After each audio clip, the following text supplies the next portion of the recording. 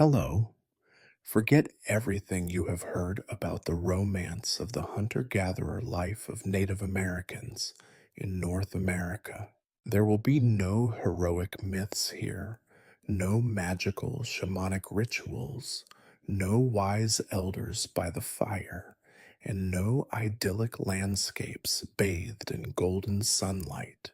What awaits you is an endlessly hard, dirty, humiliating, and hopeless routine where each day merges with the last in a dreary struggle for survival. But before you get comfortable, make sure to like this video and subscribe to the channel and let me know in the comments which city you are watching from and what time it is where you are. I am really curious to see who has joined us. Now, get comfortable. We are about to begin. You wake before the sun has even thought about climbing over the twisted edge of the world. There is no alarm but the shrill, repetitive calls of birds that do not care about your hunger, your aches, or your existence at all. As you open your eyes, you find yourself staring at the underside of a battered animal skin, patched with sinew and scraps, which only half heartedly protects you from the indifferent, persistent cold. The air is thick with the scent of old smoke and bodies. Your back complains from the unyielding ground, and the stiffness in your joints is the only real certainty that you have survived another night. It is always cold. No matter what season it is supposed to be, there is a bite in the air that manages to seep through every layer you wrap around yourself. Sometimes it is the kind of cold that makes your teeth ache. Sometimes it is only a subtle chill that never truly leaves your bones. Either way, you feel it. You always feel it, even in your dreams. Before you even move, you hear the familiar shuffling and muted groans of others waking nearby. No one greets the day with joy. Children whimper and burrow into whatever warmth they can find. Old people cough, sometimes so violently you wonder if this will be their last morning, though you know it probably will not be. Death comes for everyone here, but rarely in dramatic ways. Mostly, it is quiet, slow, and entirely expected. You lie still for a moment, staring at the thin rays of pre-dawn light poking through holes in the hide. You wish they would close, but of course, they never do. Through these holes, the world creeps in: cold, dirt, wind, insects. You think about rolling over and sleeping again just for a minute, but you know that you cannot. If you stay still too long, someone might call your name, or worse, decide that you are too sick to be of use. That is never a good thing. With great reluctance, you swing your legs out from under the scraps that pass for a blanket. The ground is unforgiving, as always. Bits of bone, roots, and stone dig into your feet, reminding you of your status in this world. There is no such thing as comfort.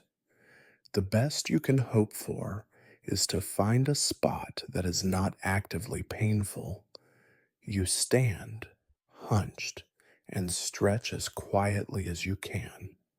You avoid looking at the others too much. Their eyes are the same as yours, dull with tiredness, hungry, resigned. In the far corner, someone is already poking at the embers of last night's fire, trying to coax a flame from the ashes. The attempt is as half-hearted as everything else in this place. Your clothing, what little there is, feels damp and scratchy. Each piece has been mended more times than you can count. The stitching is crude, the patches obvious.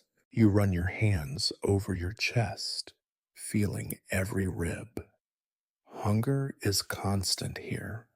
It is not dramatic, not the sharp agony of stories, but a low, grinding ache that never leaves you. It makes you irritable and slow, and it takes up more space in your mind than you care to admit.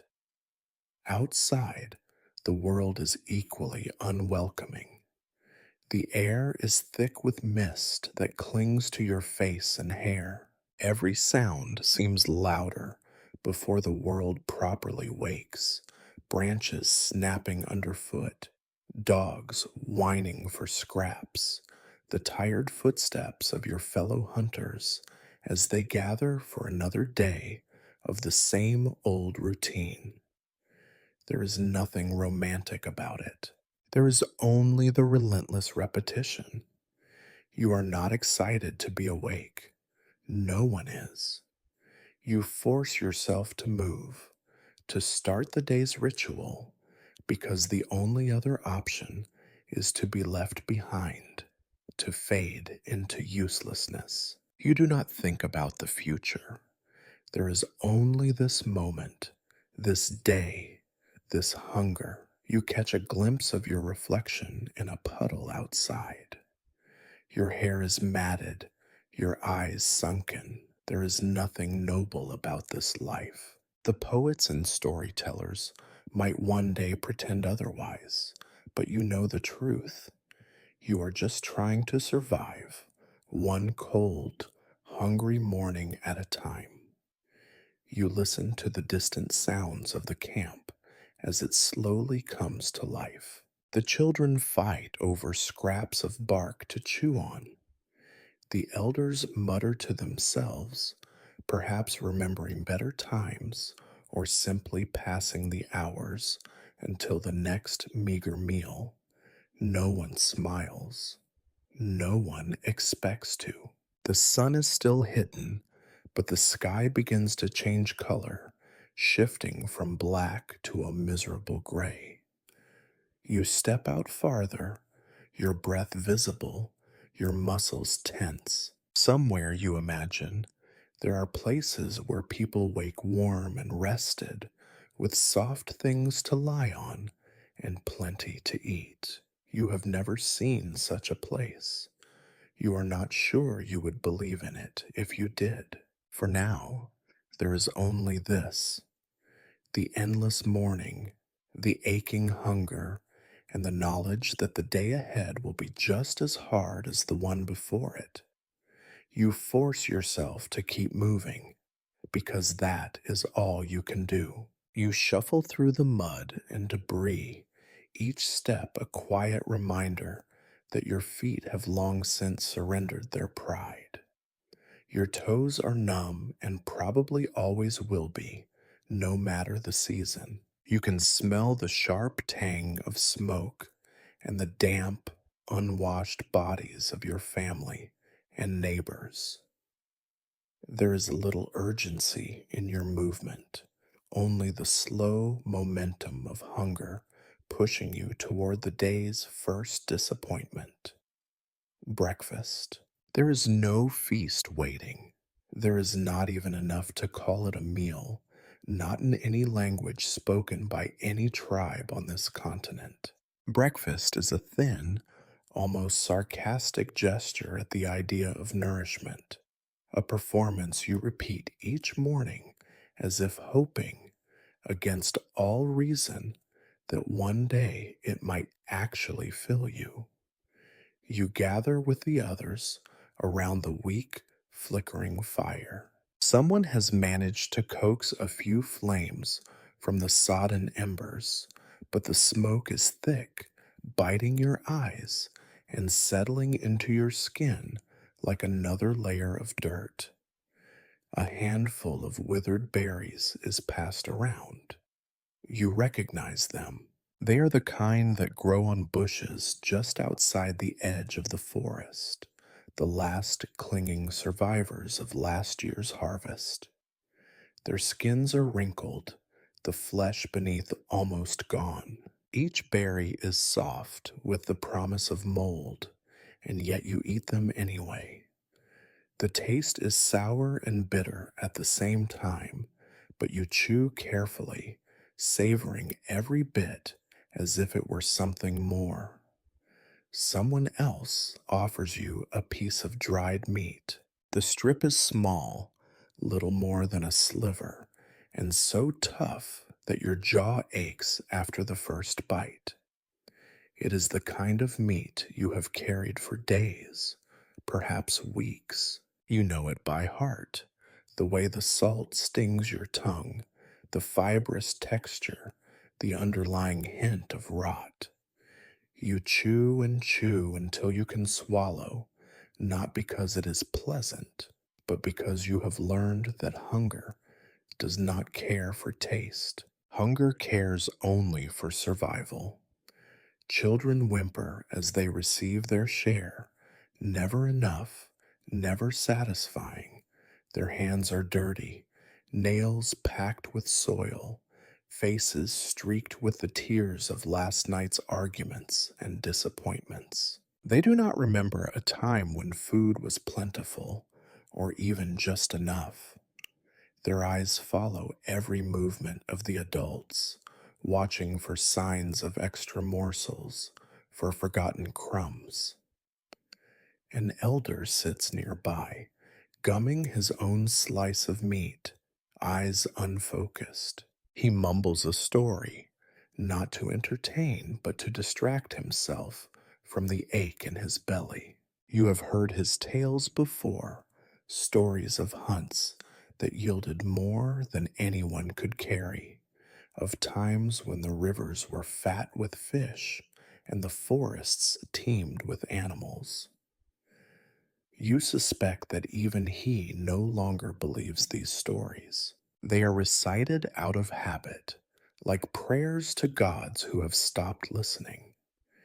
As you eat, you become aware of the ever present smell of dampness, smoke, and sweat that lingers on your hands and clothes. The fire does nothing to banish the cold that seeps in from every direction. Instead, it seems to cling to you, a reminder that warmth is fleeting, conditional, and mostly reserved for the lucky. You watch the others, how they count and recount the pieces of food, how they measure each serving with jealous precision. Arguments break out over who had more, who got less, who snuck an extra berry when they thought no one was watching. Trust is in short supply, much like everything else. Every relationship is under strain, stretched to its breaking point by hunger and exhaustion. A woman sits across from you, picking at a piece of root. She tries to soften it over the fire, but it remains stubbornly fibrous, more suitable for chewing than eating. Her hands are cracked and bleeding, nails torn and blackened. She offers her root to a child who sits nearby, but the gesture is more about avoiding an argument than about kindness. Everyone knows that generosity is a dangerous luxury. The fire sputters and pops. Someone coughs, a dry and hopeless sound. The day has barely begun, but already you feel the familiar heaviness in your limbs, the dull ache in your stomach. Breakfast is over almost before it begins. No one lingers at the fire.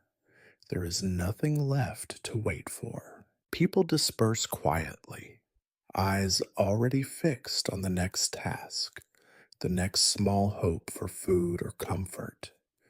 You scrape your dirty hands on your even dirtier clothes, trying to convince yourself that you are ready for the day ahead. You know that soon you will be out in the forest, searching for tracks, for any sign of life that might fill your belly.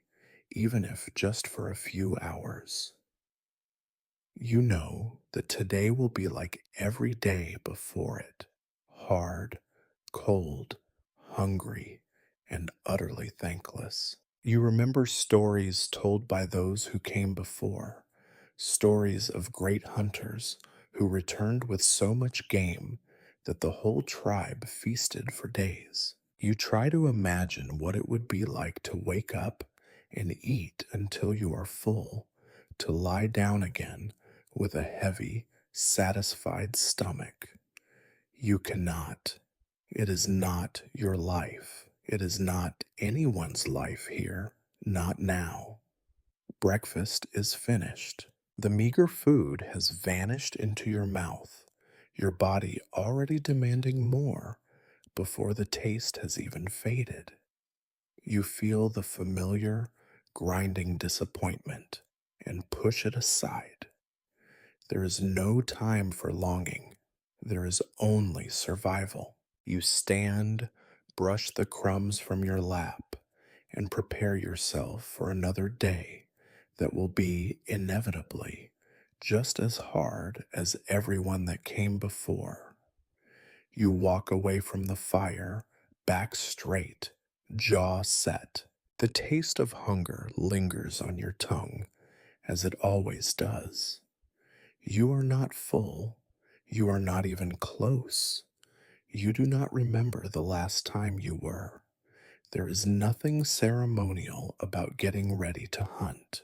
In stories told by those with better memories, there used to be rituals, dances, painted faces, and songs to coax good luck from the silent, empty sky. Here now, you rise from the ashes of the fire, brush off last night's dirt, and face the unimpressive pile of tools that are supposed to keep you alive for at least one more day. Your hands, already numb from the morning's cold, reach for your bow. You remember a time when it was new, carved with careful pride from a supple branch, smoothed with oil and song. Now it is just another object on the edge of failure. The wood is splintered, darkened with years of sweat, rain, and panic. Your fingers search the string for weak spots. The sinew is stretched thin, threatening to snap with each careless pull, but there is no replacement. You convince yourself it will hold. You have no other choice. The arrows, a pitiful collection, are as mismatched as your memories. 3 have sharp stone points, tied with fraying sinew. 2 have points of bone that once belonged to something you ate, and 1 has lost its tip entirely, reduced to a blunt, battered stick that is still too valuable to discard. You turn each arrow over in your hand, checking the fletching, running your thumb over the imperfect knots and the glue made from boiled hide. You know each arrow as well as you know your own scars. You know which ones have tasted blood and which ones have only ever disappointed. Your knife, if you can still call it that, is more a suggestion of a blade than a real weapon. It is chipped and dull, the handle loose. You keep it tied to your belt with a strip of leather that cuts into your waist when you move, but you would sooner lose a finger than let it out of your sight. Every tool, no matter how degraded, is worth more than 100 apologies. You remember, not without bitterness, the stories of the great hunters whose weapons were always straight, always sharp, always just enough to bring down whatever moved in the forest. Those stories do not match your own experience. Every morning, you patch and bind and pray that this will be the day nothing snaps or fails at the worst possible moment. You look around. The other hunters, if you can even call them that, move with the same slow, reluctant urgency. Each of them checks his own pitiful gear, swapping complaints and small lies about what they might have seen or heard during the night. One man, older than you, but not by much, spits on the ground as he wraps hide around his feet. His shoes, like yours, are little more than suggestions, held together by wishful thinking and strips of bark. You tie your cloak a little tighter around your shoulders. The material, patched 100 times, smells of smoke and old blood. It never keeps the cold out, not really, but you wear it anyway. It is not about comfort. It is about habit and the faint hope that if you look like a hunter, the world might treat you like one, at least for a few hours. Someone laughs, a sharp, hollow sound. The group is small today, only 4 of you, but that is more than usual. Each man counts the others, sizing up competition, measuring risk. Fewer hunters means a greater share of any prize, but it also means a smaller chance of returning at all. There is a certain math to survival, but nobody ever taught it to you. You learned by watching others fail. You gather what little food you have left, a scrap of dried meat, a handful of shriveled nuts, and stuff it into a pouch at your side. It is not enough to keep you strong, but it might be enough to keep you moving for a few more hours. You check the leather strip around your wrist, the one that serves no purpose except to remind you of a friend who did not come back one winter. Sentimentality is dangerous, you know, but you keep the strip anyway. Some part of you clings to the idea that luck might still matter. There is no time for farewells. The women and children pretend not to watch you leave, but you see their eyes, hollow and desperate, tracking every movement. They have long since learned not to expect anything but your eventual return, empty handed and exhausted. Still, hope is a habit as hard to break as hunger. You grunt to the others, a sound with no meaning, and together you begin to move toward the tree line. The ground squelches beneath your feet, mud clinging to every step, eager to remind you of your place. You glance back only once, and then not again. Looking back is for those who believe they will come back. The tools of your trade hang heavy on your body, their weight both comforting and damning. With each step, you feel the ache in your shoulders, the familiar tightness in your back, the quiet certainty that you are just another animal in a world that does not care if you live or die. The story's promised adventure. The reality is this: checking your bowstring for the 1,000th time, running your thumb over chipped bone, counting and recounting arrows, stepping into the misty woods, knowing you are neither predator nor prey, but something pitifully in between. You are a hunter, at least for today. Tomorrow is never promised. You do not say goodbye when you leave. Goodbyes are for people who know where they are going and have any reasonable certainty that they will come back. In this place, at this time, you have learned to slip away in silence, to avoid promising anything to anyone. The people you care about understand.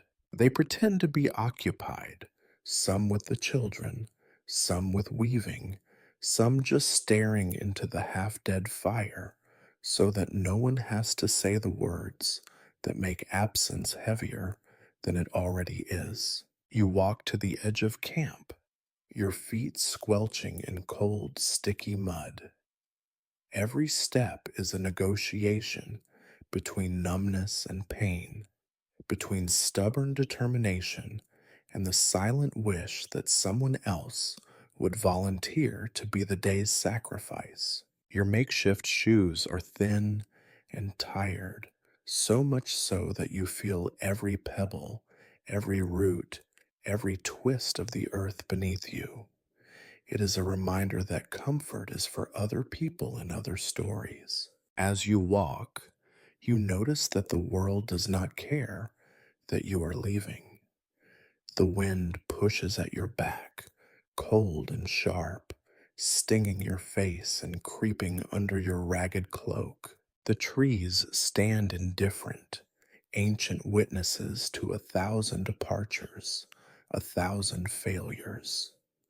Their branches rattle above you like bones, a warning, or perhaps just a bored observation from the universe. You look at your hands, already cracked and raw, and wonder how much more they can endure. Behind you, the camp remains as it always is, a small collection of hides and branches, more patchwork than home. The smoke from the fire drifts upward, searching for the sky, then disappearing as if ashamed of its own existence.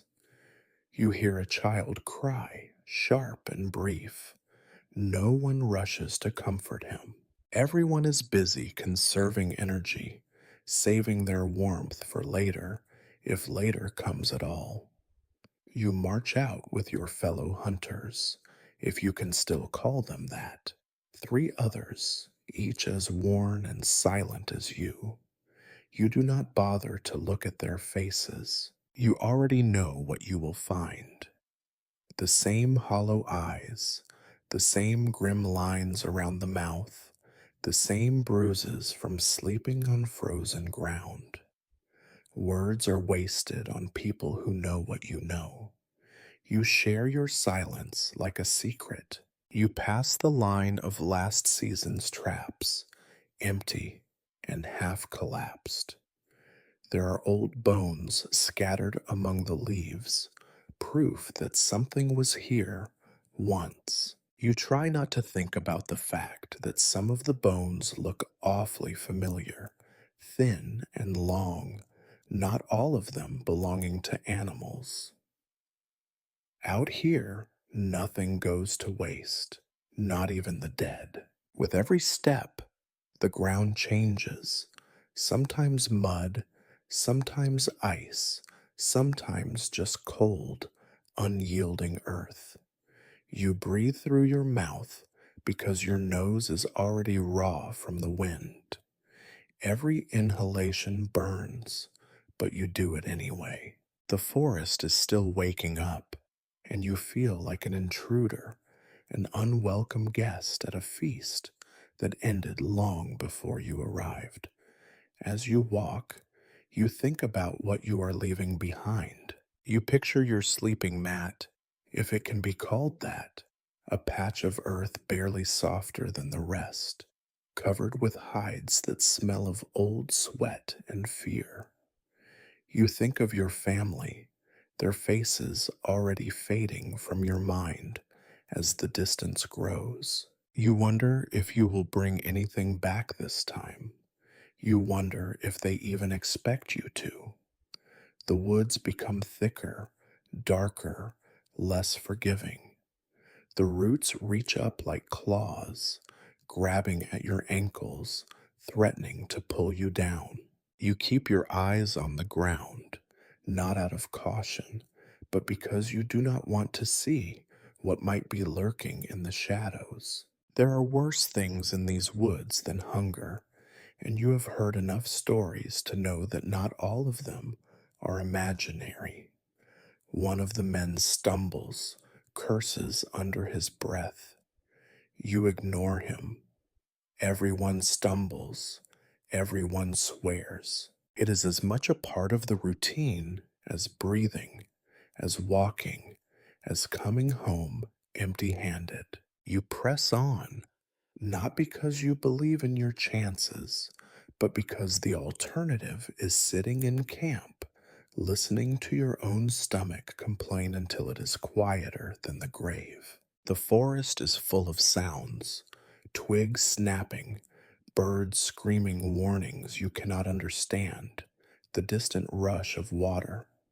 You move through it all, a small, desperate parade, hoping for a miracle and expecting nothing. Your breath comes in ragged clouds, your hands ache, your feet throb. You keep walking. Somewhere behind you, someone coughs, then spits. The sound is familiar, oddly comforting. You do not have to look to know who it is. You have walked this path together so many times that your bodies remember each other better than your minds do. There is no need for conversation, no need for encouragement. The only thing that matters is the direction, away from camp, into the woods, into whatever the day has in store. You look up once, just to check the sky. It is a flat, lifeless gray, promising nothing and delivering less. You tighten your grip on your bow, shift the straps on your shoulders, and force yourself forward. There is nothing here for you except the possibility of meat and the certainty of pain. Still, you keep moving. As the camp disappears behind you, swallowed by trees and mist, you feel the world get bigger and colder. You are alone, even among the others. Every hunt is a new beginning, but it always feels like the same end. The woods do not care about your hunger. The earth does not notice your passing. You are only a shadow, another hopeful animal in a world that has no time for hope. You do not look back. You walk on. You enter the forest as you have entered it 100 times before, quiet, watchful, and already weary. The trees seem to close in around you, branches scraping against one another with a sound like ancient bones. Every time you step on a twig, you wince, not because you fear being discovered, but because the noise reminds you that you are clumsy, loud, and as unwelcome in this place as always. The others move through the brush with their own awkward grace, but it hardly matters. There is no such thing as silence out here. Everything makes noise. Everything leaves a mark. You search for tracks, for any sign that you are not alone. This is supposed to be the exciting part, the thrill of the chase, the hope of fresh meat. Instead, it is a lesson in futility. The mud is crisscrossed with the footprints of things long gone. A deer here, a raccoon there, an endless parade of creatures who are all better at hiding than you are at finding. Each print you find is a little too old, a little too faint, already beginning to dissolve into the ooze of last night's rain. Your eyes scan the ground, squinting through the half light. The world is a study in brown and gray and hopelessness. You kneel to examine a print, a sharp, slender hoof, probably a young deer. You run your fingers through the mud, pretending you know what you are looking for, but the earth is already swallowing the evidence. You tell yourself it is fresh. You tell yourself you have a chance. The lie feels heavy in your chest, but you carry it anyway. Someone ahead of you calls out softly. You hurry forward, heart stumbling with a brief spark of something like hope. It is nothing, just a patch of fur caught on a bramble, so old and faded it might as well be a piece of moss. You pick it up, roll it between your fingers, and drop it again. The others do not laugh at you, but you can feel their disappointment thickening the air. You keep walking, eyes darting from one half formed print to another, measuring, guessing, wishing. Sometimes you think you see something, a fresh print, a tuft of hair, a droplet of blood. You always find a reason to believe, but the forest always finds a way to prove you wrong. The ground is littered with false starts, each one a small, cruel reminder that you are not in control. You are a guest here, and a poorly received one at that. You remember, with a kind of bitter nostalgia, the stories of the elders, how they claimed to track animals for days, reading the landscape like a book written just for them. You wonder if those stories were ever true. You suspect they were not. Out here, the only story that matters is the one where you lose over and over until losing feels like the natural order of things. The sun, such as it is, rises higher, its weak light struggling through the clouds and the thick canopy above. The forest changes as the day drags on. Shadows shift, mists dissipate, and the air grows colder despite the hour. Every so often, you stoop to examine a print, but it always ends the same way: old, worn, useless. Your hands grow filthy with mud and old leaves. Your knees ache from crouching, from standing, from walking in circles. Sometimes you see the marks of other hunters, deep footprints, a broken branch, a discarded feather. The signs are as desperate as your own, evidence of failure spread out over the land like a warning. You are not the only one searching for what is not there. You are not even the best at it. Someone behind you mutters something about the hunt. It is not encouragement, nor is it blame. It is just a noise, a part of the forest's endless chorus of resignation. You move forward, not because you want to, but because standing still would make your failure too obvious. You must at least pretend to be hunting. That is what hunters do. The hours stretch out, long and heavy. Hunger gnaws at your belly, a dull, persistent ache. The forest, once full of possibility, is now only a maze of disappointment. Every root you trip over, every branch that snaps back in your face, is a reminder that you are losing time and energy for nothing. The animals are always ahead, always just out of reach. You imagine them watching you from the shadows, amused by your blundering persistence. Your group grows quieter as the day drags on. No one wants to speak, to name the failure out loud. Instead, you focus on the ground, on the endless task of searching for what is not there. Your shoulders ache from the weight of your bow and your quiver of battered arrows. The air feels heavier, pressing down on you like a judgment. You come across a stream, its banks muddy and treacherous.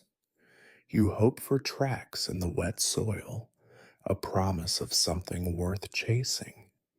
Instead, you find only your own footprints, looping back on themselves, an accidental map of frustration. You stare at them for a while, then keep moving. Eventually, you reach a small clearing. The sun, weak and watery, filters through the bare branches. You look around, hoping for a miracle, a fresh track, a hint of movement, a reason to believe that today will be different. There is nothing. The only tracks are your own, fading fast. You sigh, a long, heavy sound. Disappointment settles over you like a second skin. You glance at the others and see the same defeat in their eyes. You all know what comes next. More walking, more searching, more hoping against hope. The forest is silent, except for the sound of your own breath and the quiet shuffle of tired feet. This is the real hunt, a search for hope where none exists, a ritual of disappointment performed day after day. You push forward because that is what you do. There is nothing else. You keep moving through the woods, each footstep a negotiation between hope and resignation. Your mind drifts, not just toward the animals you never seem to catch, but to the more immediate danger that moves on two legs, carrying spears and anger. It is the presence of other people, invisible but undeniable, that makes the forest colder, darker, and more dangerous than it already is. You do not know their names or their faces, but you know the stories. You know the scars left behind on the bodies of those who were lucky enough to crawl back home. There is an old rule here, older than memory. The forest is never truly empty. Somewhere among the trees, someone else is always watching, always listening, always hungry. It could be another band from your own people, or strangers with different words, different gods, and no reason at all to spare you if they find you in their territory. The animals are wary, but men are worse. Men are unpredictable. You scan the trees, listening for any sound that does not belong to your group. Every crack of a branch, every flutter of wings, every snap of twigs could be a warning or an invitation. You try to convince yourself that the stories are exaggerated, that people are too tired and too cold to care about fighting over scraps. But you know better.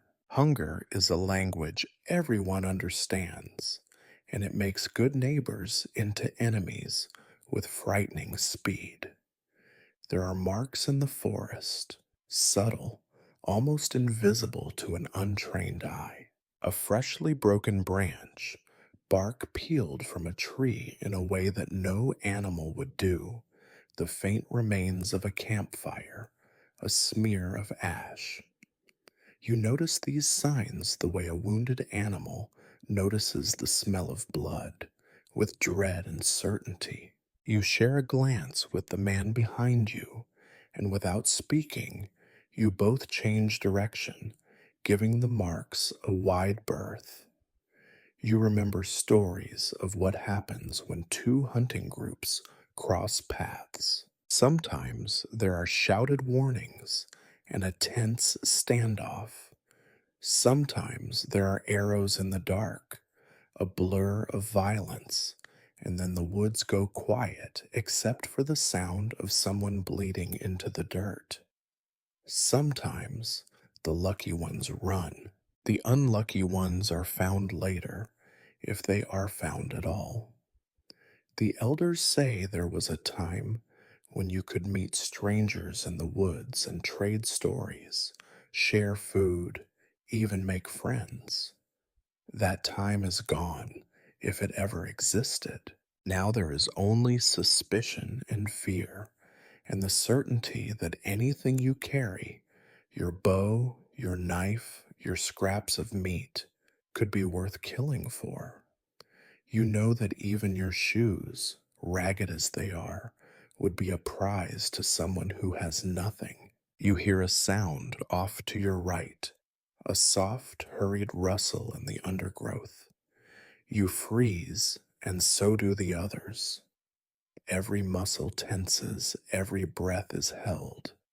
You listen, heart pounding in your ears. The sound does not repeat itself, and after a long moment, you force yourself to move on, but you do not relax. You cannot. The danger is everywhere, and it wears a human face. You think about the last time you heard news of a group that did not come back. It was just after the snows melted, when the bodies were found scattered along a creek, stripped of anything useful, mouths open in frozen surprise. There were arguments afterward about whose fault it was, but no answers. There are never any answers, only warnings and empty places around the fire. Your group stays close together now, moving in a loose knot, bows in hand, eyes scanning the trees. You step more carefully, listening for more than just the sound of animals. The forest feels smaller, the air tighter. You become painfully aware of every sound you make, the crunch of a leaf, the soft grunt as you duck under a branch, the wet squelch of mud under your feet. You wish you could become invisible, melt into the landscape, and escape notice altogether. You notice how the light shifts, how every shadow becomes a potential hiding place. You find yourself watching the horizon, not for deer or rabbits, but for the silhouette of a man, the glint of a weapon, the unnatural stillness that means someone is waiting. Every tree could be hiding an enemy. Every thicket could be an ambush. You tell yourself you are being paranoid, but you know you are not. Out here, caution is the only thing between you and an early grave. Sometimes, in the deep silence, you think you hear voices, faint and far away, carried on the wind. You cannot make out the words, but the tone is unmistakable, urgent, low, afraid. You grip your bow tighter, feel the sweat on your palms despite the cold. Your mouth is dry, you do not speak. There is nothing to say. As the day wears on, you begin to relax, just a little. The trees thin out, the ground rises, and the wind picks up. You tell yourself that you have avoided trouble for now. You hope the others believe it too, but you know that this is only a temporary reprieve. The forest is full of eyes, and sooner or later you will stumble across the wrong ones. You remind yourself again and again that you are not a warrior. You are not looking for a fight. You just want enough food to make it through another day. But hunger makes everyone dangerous, and desperation makes everyone foolish. You push forward, heart heavy, eyes sharp. Every shadow is a warning, every footstep could be your last. You are not just hunting animals out here, you are being hunted too. You keep moving, but the tracks you are following do not belong to anything impressive. The grand beasts, the ones whose stories fill the winter evenings, elk, moose, buffalo, might as well be creatures from the old world, as real as the sun you rarely see. Instead, you learn to set your sights lower. Every rustle, every shadow, every tiny print in the mud is a possible answer to the question that gnaws at your insides. Will you eat today, or will you go to bed hungry again? You bend down, squinting at a cluster of tracks so small you almost miss them. Rabbit, maybe. Squirrel, if you are unlucky. Either way, it is not the sort of kill you can bring back with pride. But pride does not fill bellies, and you have learned the hard way that any animal with blood and bones is worth the trouble. You motion to the others, but they are already looking elsewhere, pretending not to care about your luck or your failure. You stalk the tiny game with an intensity that once might have embarrassed you. Now you do not have the luxury of embarrassment. You move slowly, one foot in front of the other, crouching until your knees crack and your back feels like it is splintering. Every sound you make is too loud, every breath too obvious. The forest feels smaller when you are hunting the small things. There are more places to hide, more ways to vanish, more opportunities for the prey to remind you that you are just another animal in the dirt. You spot the rabbit at last. It is barely more than a shadow, pressed close to the roots of a fallen tree, trembling with the knowledge that you exist. You knock your most reliable arrow, if any arrow in your pitiful collection can be called reliable, and draw the bowstring back, feeling the old sinew protest. You let the arrow fly, and for a moment, the whole world seems to hold its breath. The arrow misses, of course. The rabbit bolts, vanishing into the undergrowth with the kind of grace you have never possessed. The others do not laugh, but you can feel their disappointment radiate through the trees like heat. You retrieve the arrow, which has buried itself in a patch of mud, and check the point. It is duller now, but still usable. You tell yourself it will do better next time, but you know it is a lie. You search for more signs, droppings, tufts of fur, gnawed twigs. You are looking for animals that eat grass and roots, the sort that know how to disappear. If you are lucky, you find a nest of mice or a vole that did not run fast enough. You learn to set traps made from bent sticks and strips of sinew to hide them beneath leaves and wait. Sometimes you catch nothing at all. Sometimes you catch a half rotted carcass already claimed by insects. You take what you find anyway. Hunger does not ask questions. The others spread out, each pretending not to notice the lack of real game. You all become experts at ignoring each other's failures, at not asking about the things you do not bring back. You have learned over the long gray days that the measure of a good hunter is not the size of the animal he kills, but the fact that he keeps coming back to try again.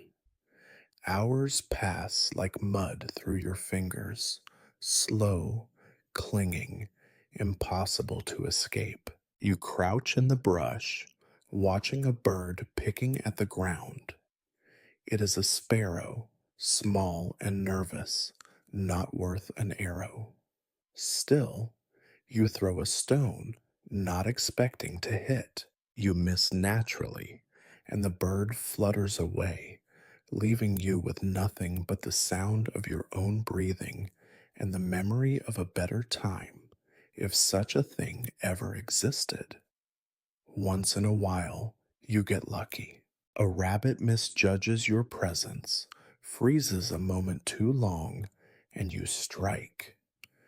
The arrow thuds into its side with a sick sound, and you rush to collect it before the animal can vanish. You hold the limp body in your hands, feeling its warmth fade, and for a moment, You allow yourself the tiniest spark of satisfaction. It is not enough to feed a family, but it is something. It is more than nothing.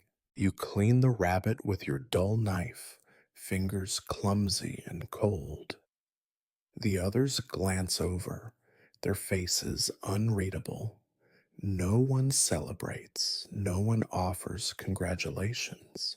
The animal is small, barely enough for a mouthful each, but you share it all the same. You have no choice. The law of the hungry is simple. No one eats alone, and no one eats much. You gather what you can, a few grubs, some edible roots, a handful of bitter berries that grow beneath a fallen log. You check the traps again, hoping for some miracle, but find only empty snares and the remains of something that died days before you arrived. You do not flinch at the smell. You have smelled worse. You look up at the sun, if it can be called that, a pale, indifferent disk behind the clouds. The day is half gone. Your back aches. Your hands are filthy. Your stomach growls. You wipe your mouth with the back of your hand, tasting the metallic tang of old blood and dirt. This is the reality of hunting. There are no grand feasts, no triumphant returns, no songs sung in your honor. There is only the slow grind of hunger, the bitter taste of failure, and the occasional small victory. A mouthful of meat, a scrap of skin, a reminder that you are still alive for now. You collect your meager spoils, tuck them into your pouch, and gesture for the others to follow. No one complains, but you see it in their eyes.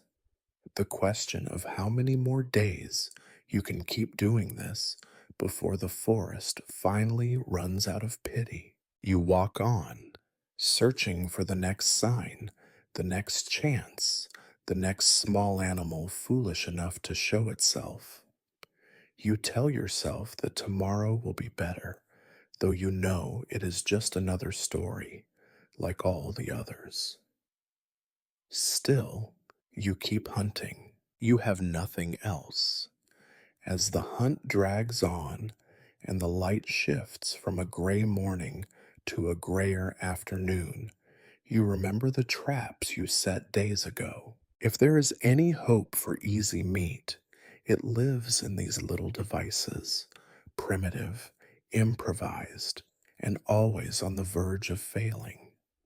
You move toward them not with optimism, but with resignation, already bracing yourself for disappointment. The others split off, each following their own trail of old rope and bent branches, every man clinging to a private fantasy that this time, maybe, luck will show mercy. You find your first trap under a half rotten log, just where you left it. A tangle of cord made from shredded bark and animal gut, looped around a bent sapling, all held together with a knot that looked clever when your fingers were less numb. You kneel and peer closely, your hands working the snare with more care than you would give to your own wounds. You see nothing but a few damp leaves caught in the noose, not even a tuft of fur, not even a feather. The disappointment is a dull, familiar ache. You move on, scraping through brambles, boots squelching in muck. You check another snare, this one staked beside an animal path, so well trodden that even the mud has given up and become something closer to glue. You remember when you first set it, feeling the faintest spark of hope. Today you find the remains of a mouse, or perhaps something smaller, hard to tell with what is left after the insects have done their work. You do not waste time with disgust. With a practiced motion, you free the tiny corpse, flick it into the undergrowth, and reset the trap. The cycle continues. Maintenance is the part of trapping no one bothers to remember in their stories. The elders speak of clever designs and lucky catches, never of crawling through mud to retie a snare with frozen fingers, or of waking in the night to the sound of a raccoon tearing apart a week's work. You check for frayed cord, for teeth marks, for any sign that an animal, no matter how pathetic, has taken an interest in your efforts. Most times, you find only rot and disappointment. You reach the deadfall trap, a heavy branch balanced on a notched stick, baited with whatever crumbs of food you could spare last time. You peer under it, dreading and hoping at the same time. The stick is snapped, the bait gone, but there is nothing under the branch except wet leaves and a single bloated beetle. You wonder if you should eat the beetle. You do not today. Some traps do pay off, just not for you. Now and then you find your snare sprung, blood and fur clinging to the loop, the animal long since stolen by another predator or simply torn free by its own panic. You have lost more meals to foxes and crows than you care to remember. Sometimes you find a bird so decomposed that you must scrape its bones out with a stick, the flesh already crawling with maggots. These days, you barely pause. You scoop the remains into a cloth, already knowing that even the worst meat is better than no meat at all. There are traps you have not checked in weeks, half forgotten beneath the tangle of thorns and roots.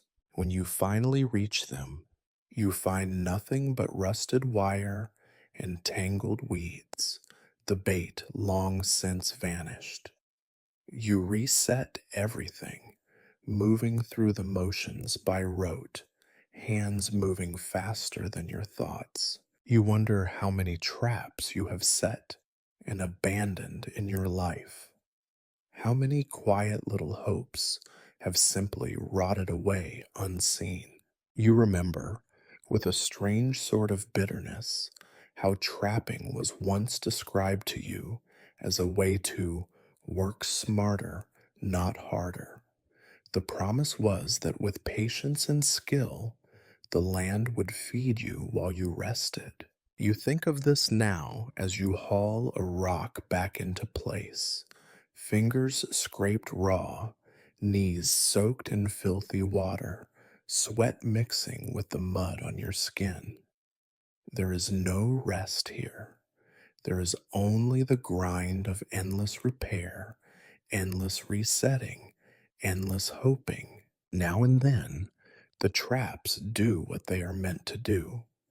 You find a squirrel, thin and limp, neck broken clean by the force of the snare. You thank whatever spirit cares to listen, although you doubt any are watching. The others gather at the sound of your shout, and together you examine the prize, measuring it against your hunger and finding it lacking but still necessary. The animal is skinned, gutted, and divided with the practiced indifference of people who know the difference between enough and not nearly enough. When you are alone, crawling through the underbrush to check the last of your traps, you think of all the small lives that end in your knots and loops. Sometimes you imagine that they curse you with their final breath, but mostly you just hope they had enough sense not to suffer too long. You reset the trap, tucking it back into the mud, covering it with leaves, and whispering a curse of your own at the land at the animals, at yourself for still believing that any of it will matter. As the day draws on, you gather your meager catch and haul it back to the others. Your hands sting, your knees are raw, your stomach gnaws at itself with new urgency. You count the traps in your mind, already calculating which ones to check tomorrow, which ones to abandon. It is an endless cycle, as necessary and thankless as breathing. By the time you finish, the sun has already begun to retreat behind the clouds, dragging the heat and what little hope it brought with it. You look at your dirty hands, clutching your dirty prize, and wonder how much longer you can do this. How many more days, how many more traps, how many more disappointments before you run out of patience or luck or both. Still, you know what tomorrow will bring.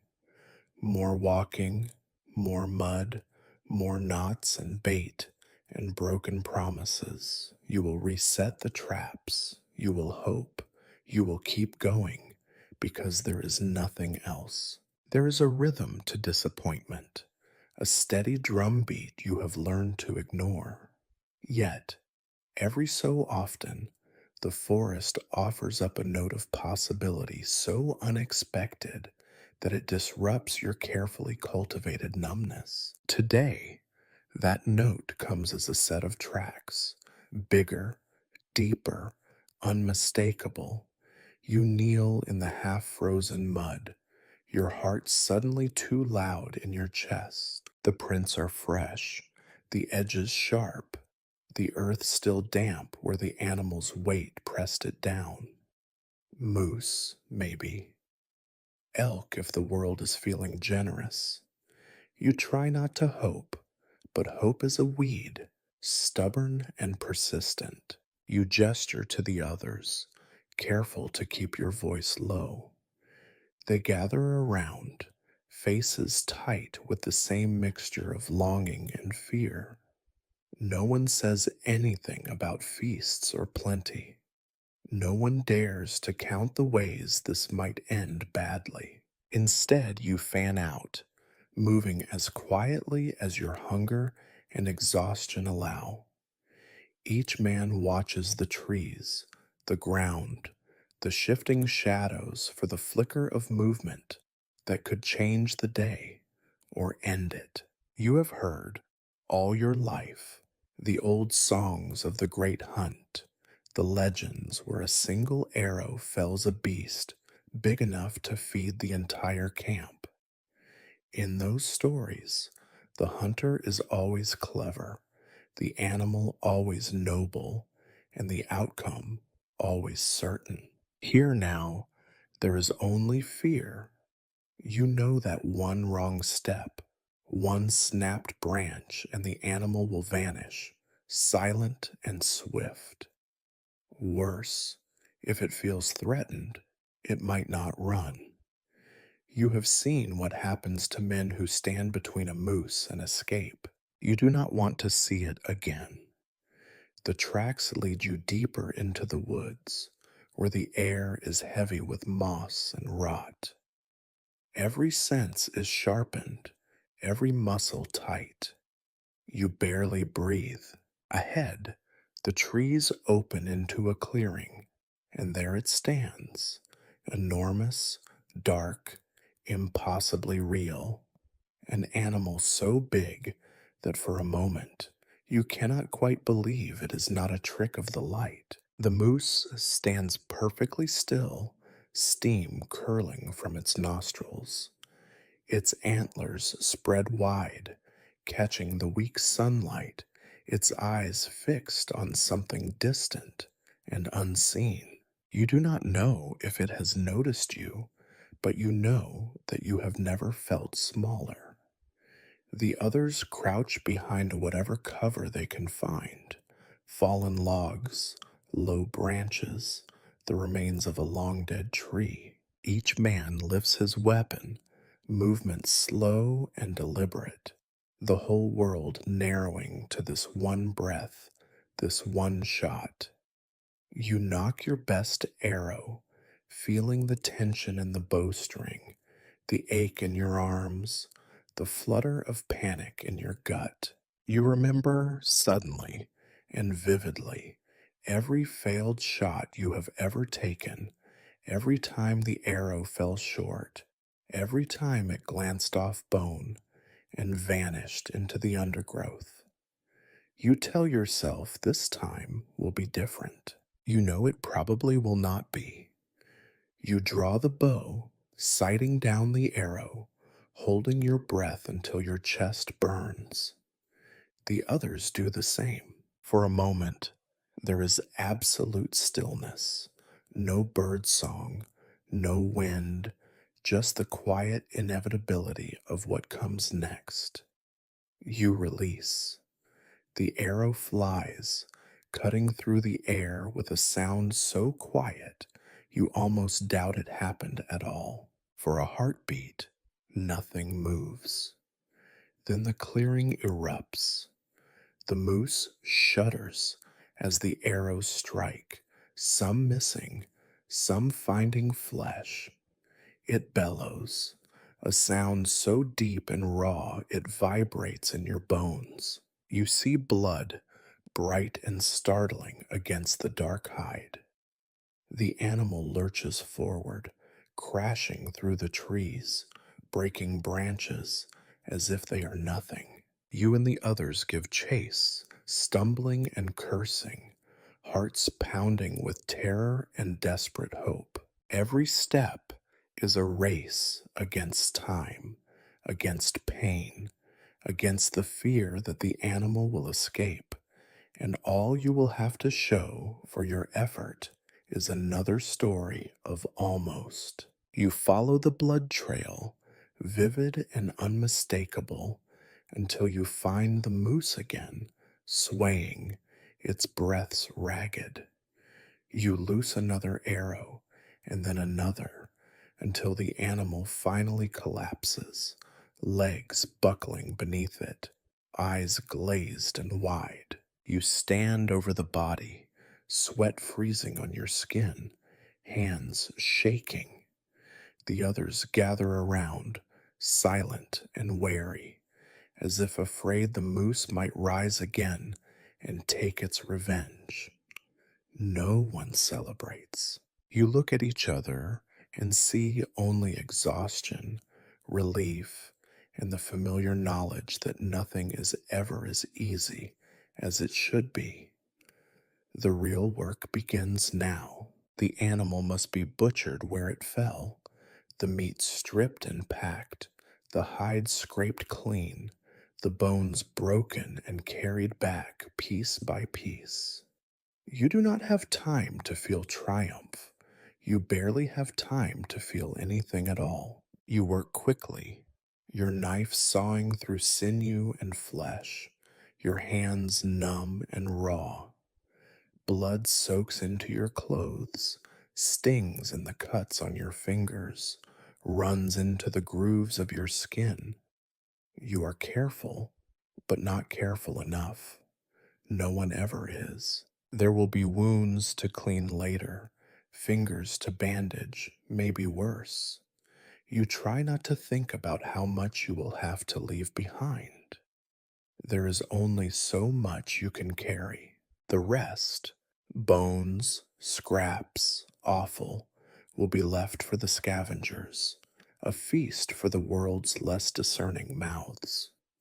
You wonder if they thank you in their own silent way. The sun is setting by the time you finish, the sky painted with dull streaks of red and gray.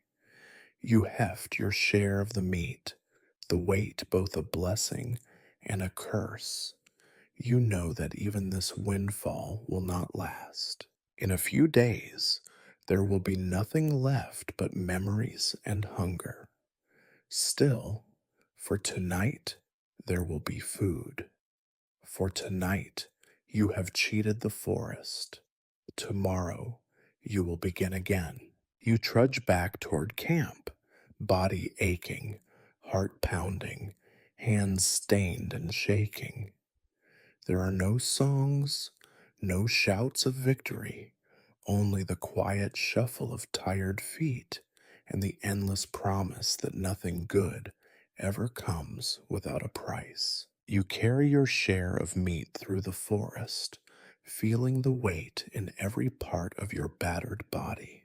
Your hands are slick with blood, both animal and your own, and you feel the ache deep in your bones, a reminder that there is no victory without pain.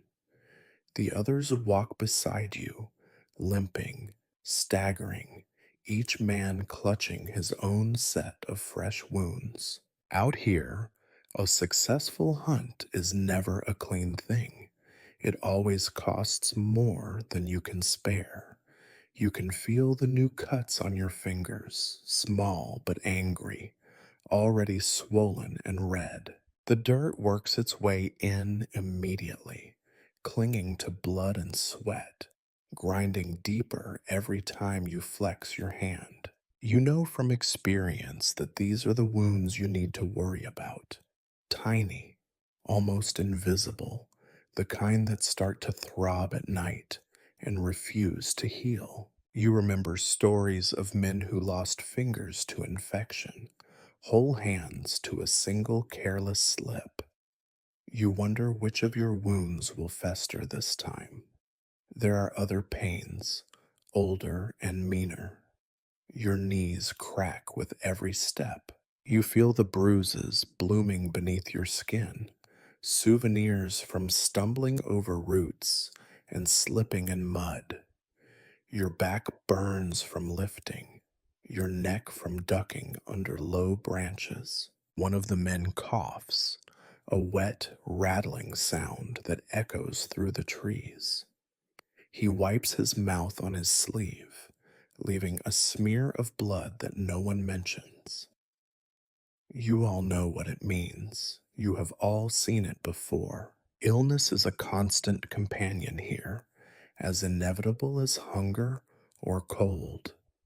Sometimes it is the result of injury, a cut gone bad, a tooth that rots away, a bone that breaks and never quite heals right. Sometimes it is something worse, invisible and unstoppable, creeping through camp with quiet efficiency. Fever, chills, aches that settle in your joints and refuse to leave. There are days when half the camp is coughing, shivering beneath their hides, too weak to work or hunt or even complain. You remember how the elders used to tell you about plants that could heal, roots and leaves that would draw out the sickness. You have chewed them, boiled them, smeared them on wounds until your skin turned green and your mouth went numb. Sometimes it helps. Mostly it does not. The pain lingers, the infection spreads, the body weakens until even standing feels impossible. You watch as friends and family fade before your eyes, their bodies shrinking, their eyes growing hollow and distant. There is nothing you can do but watch and wait. You think of the cold nights when the pain keeps you awake, when every breath feels like swallowing knives. You listen to the others sleep, their breaths uneven, interrupted by coughs and groans. In the morning, you rise feeling older than you are, bones creaking, muscles stiff and uncooperative. You know there is no time to rest, no room for weakness. The work does not care if you are sick. The forest does not care if you are dying. Sometimes the injuries are dramatic, an arrow through the arm, a broken leg from a fall, a deep gash from an angry animal. You remember helping to set a bone once, the sickening crunch as it snapped back into place, the screams that echoed through the camp for hours. You remember packing a wound with moss, tying it tight with sinew and hoping that the bleeding would stop before the light faded. Sometimes it works. Sometimes the blood keeps coming, slow and steady, until there is nothing left but a cold, empty body. More often, though, the damage is slower, quieter, and harder to see. You watch as someone's strength ebbs away day by day, as they begin to sleep longer, speak less, eat nothing. Their skin grows pale and tight, their eyes sink deep into their skull. Eventually, they cannot walk, cannot even stand. You carry them to the fire, wrap them in whatever hides you can spare, and wait. Sometimes they recover. More often, they do not. You think about all the times you have watched a friend's face go slack, eyes staring at nothing, breath rattling out in the cold dawn. There are no ceremonies for these deaths, no proper burials. You do what you can, cover the body, say a few words, and move on. There is always work to be done, always mouths to feed, always the next wound to tend, the next illness to fear. You wonder sometimes how many scars your body can hold before it stops working. You count them when you cannot sleep. Cuts, burns, bites, bruises, each one a reminder of a day you almost did not make it. You know there are more to come, that the forest is not done with you yet. You wake each morning surprised to find yourself alive, and go to bed each night wondering how much longer you can keep it up. Illness and injury are not things you conquer or avoid. They are facts of life, as ordinary and inevitable as hunger and cold. You learn to endure, to patch yourself together with bark and bone, to ignore the pain until it is too much to bear. You learn to watch for signs, the fever that will not break, the cut that will not close, the cough that brings up blood. You learn to say goodbye quickly, because there is never time for grief. You keep moving, because you must. You clean your wounds as best you can, chew bitter leaves, and hope that today is not the day infection wins. You ignore the ache in your bones, the pain in your chest, the blood in your spit. You walk on, each step a small act of defiance against a world that is always ready to claim you. In the end, you know the truth. Survival is not about strength or courage or skill. It is about endurance, about holding on a little longer, lasting one more day, ignoring the pain and pushing forward even when your body begs for rest. You carry your wounds with you, a badge of stubbornness, a testament to the fact that you are still here, still fighting, still alive, at least for now. You make your way back through the woods, every step a negotiation between relief and exhaustion. The animal is long since butchered, the best parts wrapped in hides, the rest left behind for scavengers and insects. The others are close enough that you can hear their breathing, heavy and ragged, but none of you speak. Words are a luxury for people who are not counting every moment of fading daylight. The route home always feels longer than the route out. The meat is heavier with every step, your arms and shoulders burning from the effort.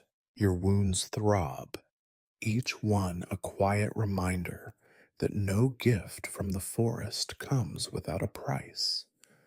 The cold creeps up your sleeves and into your chest, mixing with the ache in your legs and the dull, familiar pain in your lower back. You think about the camp as you trudge forward, picturing the faces of those waiting for you. It is not hope you feel, not pride, just the thin, persistent fear that someone you care about will not be there when you return. You count the people in your head, every one of them a mouth to feed, a set of eyes that will search your face for good news. You wish you could bring enough. You never do. The closer you get, the more the world changes. The woods thin out, the ground flattens, and the air is filled with the smells of smoke, old hides, and the remains of 100 forgotten fires. You see the outlines of shelters, some built from branches and bark, others just holes in the ground covered with animal skins. Nothing here is new, nothing clean. Everything is patched, mended, or barely holding together. You hear the first voices before you see the camp itself. They are not shouts of welcome or celebration.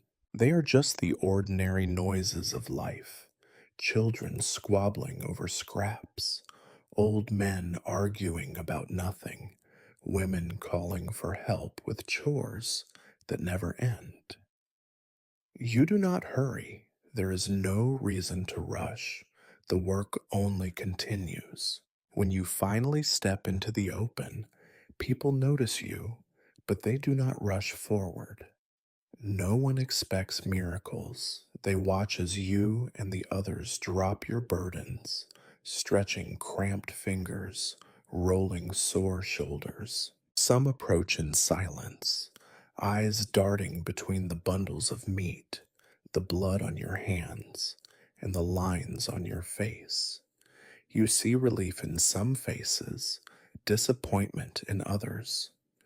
There are always more mouths than meat.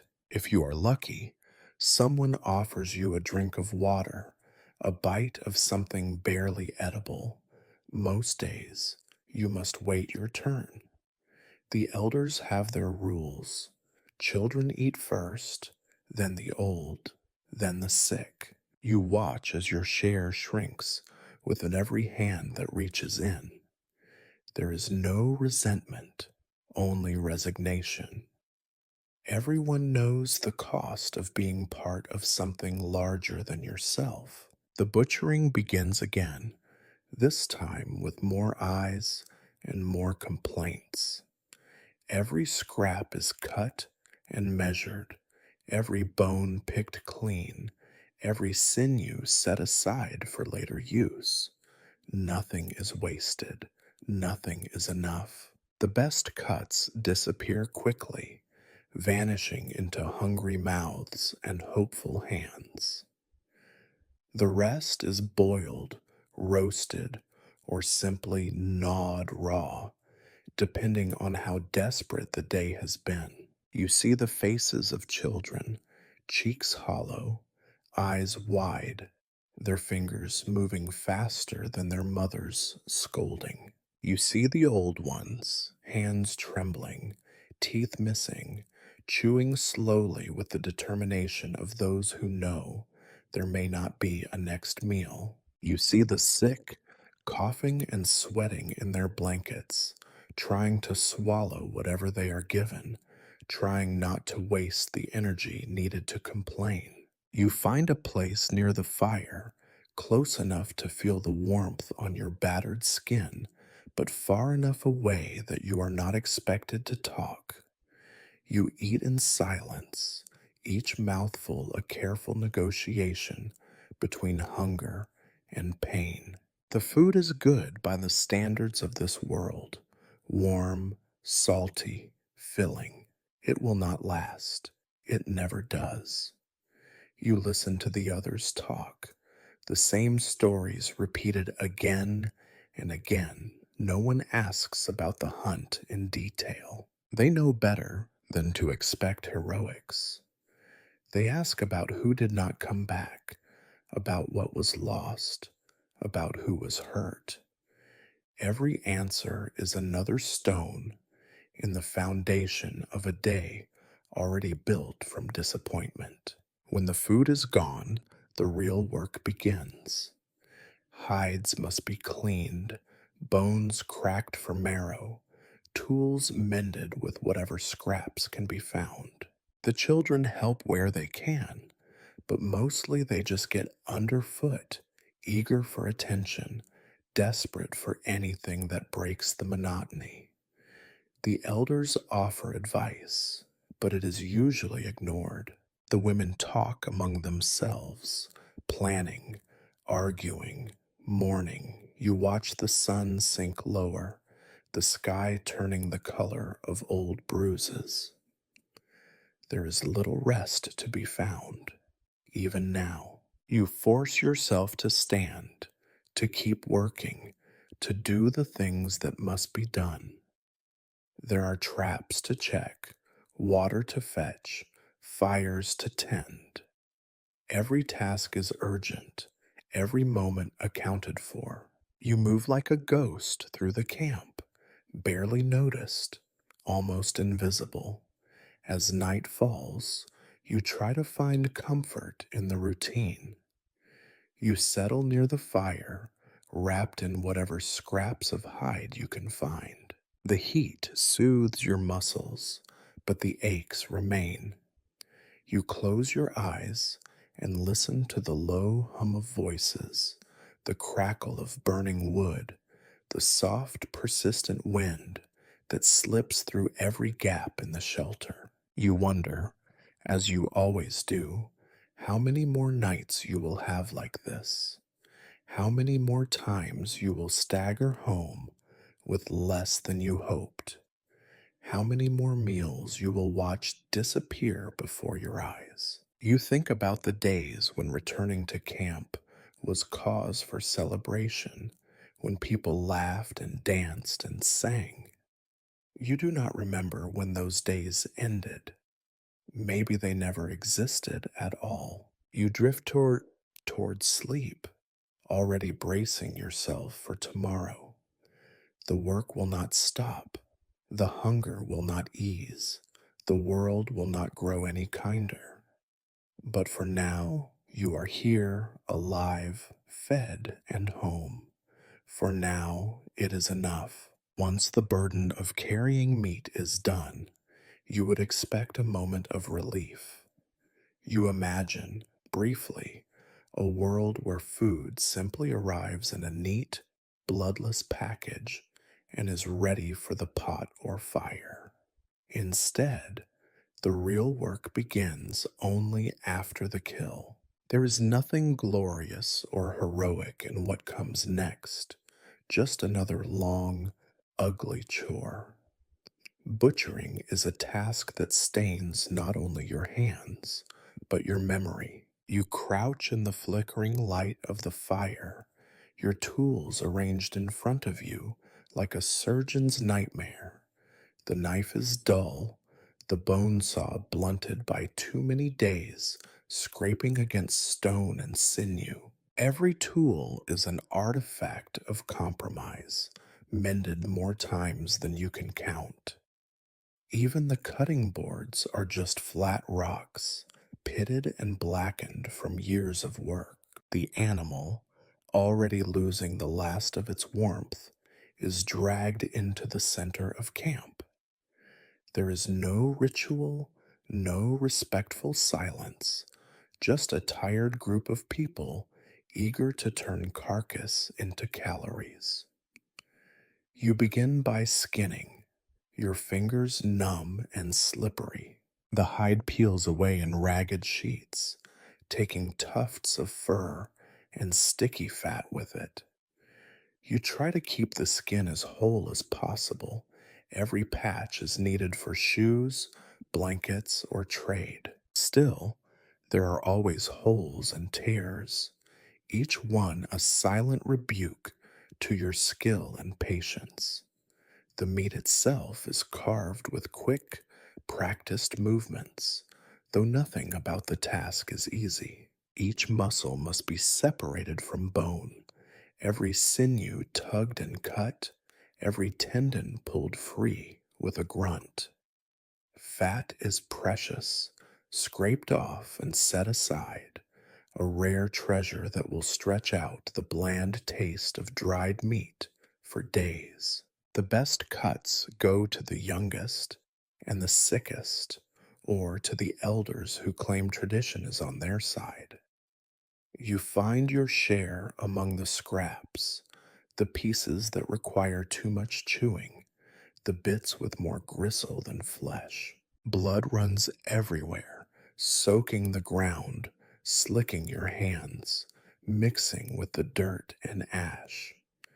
The children are fascinated, crowding close with wide eyes until the women shoo them away. Sometimes a dog sneaks in, grabbing a discarded bone before someone can shout. You do not bother to stop it. Every living thing in camp knows the same desperation. Bones are cracked open for marrow, pounded between rocks until the rich, greasy core is exposed. Nothing is wasted. The skull is split, the tongue carved out, the brains scooped with a stick. You remember how an elder once explained that every part of the animal must be used, or the spirit will haunt you. You suspect that waste is simply unaffordable, and that ghosts are more patient than hunger. Offal, liver, kidneys, heart, is separated, washed in a nearby stream, and handed to the oldest woman for boiling. The smell is sharp, a thick metallic cloud that clings to your skin and fills your nose long after you are done eating. You are grateful for it, despite everything. Sometimes you think the taste of blood and bile will never leave your mouth, even on the rare days when you have nothing to do with the butchering. Every part that cannot be eaten immediately is set out for drying or smoking. Racks of meat hang over the smoky fire, turning brown and tough in the endless, greasy haze. The process is slow, tedious, and easily ruined by rain or careless hands. You remember the disappointment of discovering mold in a batch that was meant to last the winter. You ate it anyway, scraping away the worst of the rot and convincing yourself that the bitterness was just a new flavor. The work goes on until you can no longer feel your fingers. Every muscle in your hands and arms aches. Your back burns from hunching over the carcass. The smell of blood is in your hair, under your nails, on your tongue. The earth beneath you is slick, and more than once you slip, cursing quietly as you wipe the mess on the tattered hem of your cloak. You look around and see the same exhaustion in every face. No one speaks unless they must. Instructions are given in gestures or terse commands. The old ones complain about waste. The young ones ask questions you have no patience to answer. Everyone wants a bigger share, but no one dares to say it aloud. Once the last bone is stripped, the leftovers are thrown to the dogs or buried outside the camp, far enough away to discourage curious predators. Some nights, you hear animals digging them up anyway. You tell yourself it is just the cycle of life, but mostly it feels like losing something all over again. After everything is done, you wash your hands in a basin of cold, greasy water, watching the pinkish clouds swirl and disappear. The knife goes back in its sheath. The stones are rinsed off and stacked beside the fire. You lean back and stretch, feeling every bruise, every cut, every bit of yourself that is slowly being worn away by days like this. There is no satisfaction, only relief. You have done what needed to be done, and tomorrow you will do it again. The meat will last a few days if you are careful. The bones will be chewed and boiled and chewed again. The hides will dry. The fat will be rendered. The camp will smell of smoke and blood until the next hunt. You look at your hands, red and raw, and wonder how much more work they can take before they refuse to obey.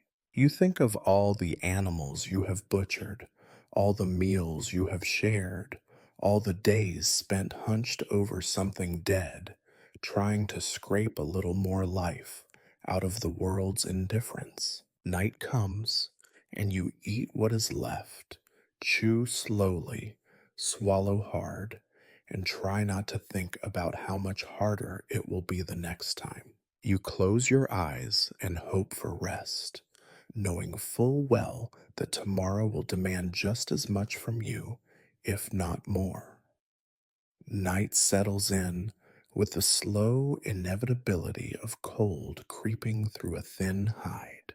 The last scraps of work are finished with stiff, aching hands, and the camp, such as it is, drifts toward the battered circle of fire. There are no real walls here, just lines of shadow and the faint hope that flames might keep away whatever hungry things prowl the dark. You take your usual place, neither too close to the heat nor too far from its meager comfort, careful not to invite conversation or notice. The fire itself is a sad, sullen thing, a knot of half-burnt logs and charred bones, coughing smoke into the air, more useful for keeping your spirits low than your body warm. The wood burns fast, and the collection of fuel shrinks every day. No one talks about it, but everyone glances at the pile, measuring how many nights of warmth remain before the forest must be combed for more branches, more scraps, more effort. People gather in small clumps, their faces pale in the shifting orange glow. The children squabble over a greasy pot, scraping the last bits of meat from the bottom with fingers and bits of bark. They do not bother pretending they are not hungry. The old men nurse their cups of broth, hands shaking so badly you wonder if they will ever finish. Women talk in low voices, the sound of their worries as constant as the wind. Conversation around the fire is a tedious, repetitive ritual. Someone, every night, mentions the hunt that got away, the animal that vanished into the mist, the trap that should have worked but did not. Every story is the same, told in a dozen variations, each one ending with a sigh and the distant hope that next time will be better. No one believes it, but no one is willing to admit that either. Now and then, a half-hearted joke is attempted, a comment about the taste of burnt marrow, a grim comparison between rabbit fur and a neighbor's hair.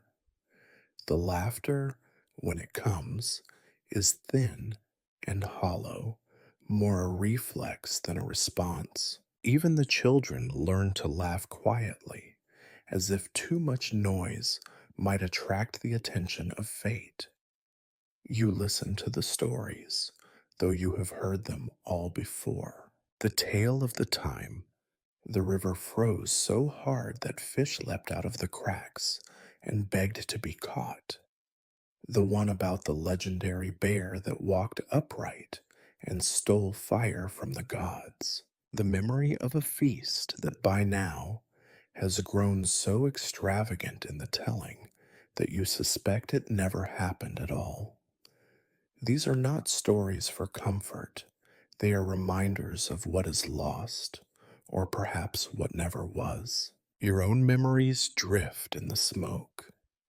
You recall a night, not so long ago, when there was more laughter, more food, more light, or perhaps you only imagine it.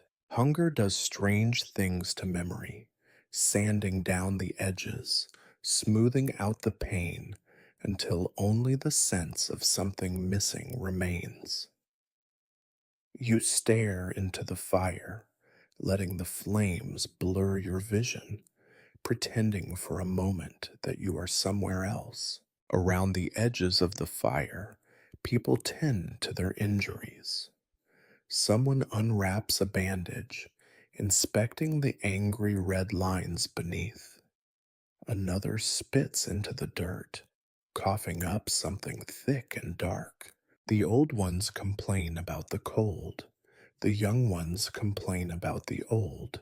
And everyone complains about the lack of anything to complain about that is not already obvious. Complaining, you realize, is a kind of comfort, a ritual as important as the evening meal. The air is thick with the smell of smoke, grease, and the sour tang of bodies that have gone too long without washing. The blankets are shared, and arguments about who gets the best spot are as old as the camp itself. You shift your weight, careful not to bump into anyone. Even the slightest touch can start a quarrel that will last for days. As the night deepens, the fire shrinks and the shadows grow bolder. Someone pokes at the embers, coaxing a few last sparks to life, but the effort is mostly symbolic. You pull your cloak tighter around your shoulders, feeling every hole, every worn spot. You try not to think about the cold that is waiting for you once the last flames die down. A child starts to cry and is quickly hushed. There are no lullabies here, only threats. Hush, or the wolves will come. Hush, or there will be nothing left to eat tomorrow. The fire is supposed to keep the wolves away, but everyone knows it is only a matter of time before something slips through the darkness. You listen to the night sounds, the crackle of wood, the hiss of steam, the distant howl that might be wind or something worse.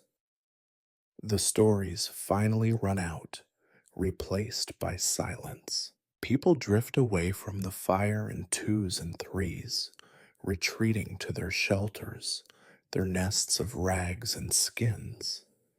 The children curl up wherever they can, pressed together for warmth, their eyes closing only when exhaustion wins over fear. The old men stare into the coals, as if searching for answers they have already forgotten. You are left sitting with your own thoughts, the weight of the day pressing down on you. You think about all the nights you have spent like this, waiting for warmth that never comes, listening to the same stories, staring into the same fire. You wonder how many more nights there will be, how many more stories you will hear before even the memory of comfort is gone. At last, you rise, stiff and sore, and make your way to your sleeping place. You know the cold will seep in before long, that the wind will find every gap, that sleep will be fitful and full of dreams you would rather not remember. Still, for a little while, you let the memory of the fire linger, a faint, flickering promise that you are not alone, not yet. You wrap yourself in your ragged blankets, close your eyes, and listen to the last pop of burning wood. In the darkness, you dream of warmth, of food, of laughter that means something. When you wake, The fire will be gone, the hunger will return, and the world will continue as it always does, cold, hard, and indifferent. The last embers of the fire fade, surrendering to the creeping cold of another long night. You settle into your place, huddled under furs and patched hides, knees pulled up to your chest. The ground beneath you is as unforgiving as always, hard, uneven, and laced with roots that seem to find your bones no matter how you shift. The darkness presses in from every side, thick and indifferent. Out here, night is not just as the absence of light, it is an enemy, ancient and relentless. You listen to the sounds around you, soft breathing, the occasional whimper of a child, the steady rasp of someone snoring. These are the noises of the living, a fragile reassurance that you are not entirely alone. Yet even they cannot keep out the fear that creeps into your heart as the night deepens. Sleep is not a gift here. It is a negotiation, a wager you make against the dangers prowling just beyond the weak boundary of your camp. You remember, as you always do, the stories of things that stalk the night. Wolves, yes, but also people. You know that the flimsy walls of your shelter would do nothing to stop a desperate enemy. You remember the old tales, some true, most not, of raiders slipping through the dark, stealing food, lives, whatever they could carry. Sometimes they took more than things. Sometimes you heard screams, cut off too soon. You wonder if you will hear them again tonight. The wind picks up, pushing through the cracks in the hide, chilling your skin. You pull your cloak tighter, trying not to think about what the wind might be hiding. Every sound, every snap of a twig, every whisper of branches becomes a warning, a question. Is it the wind or something with teeth and hunger? You strain your ears, forcing yourself to stay awake, knowing that the price of sleep can be high. You have seen what happens to those who are not vigilant.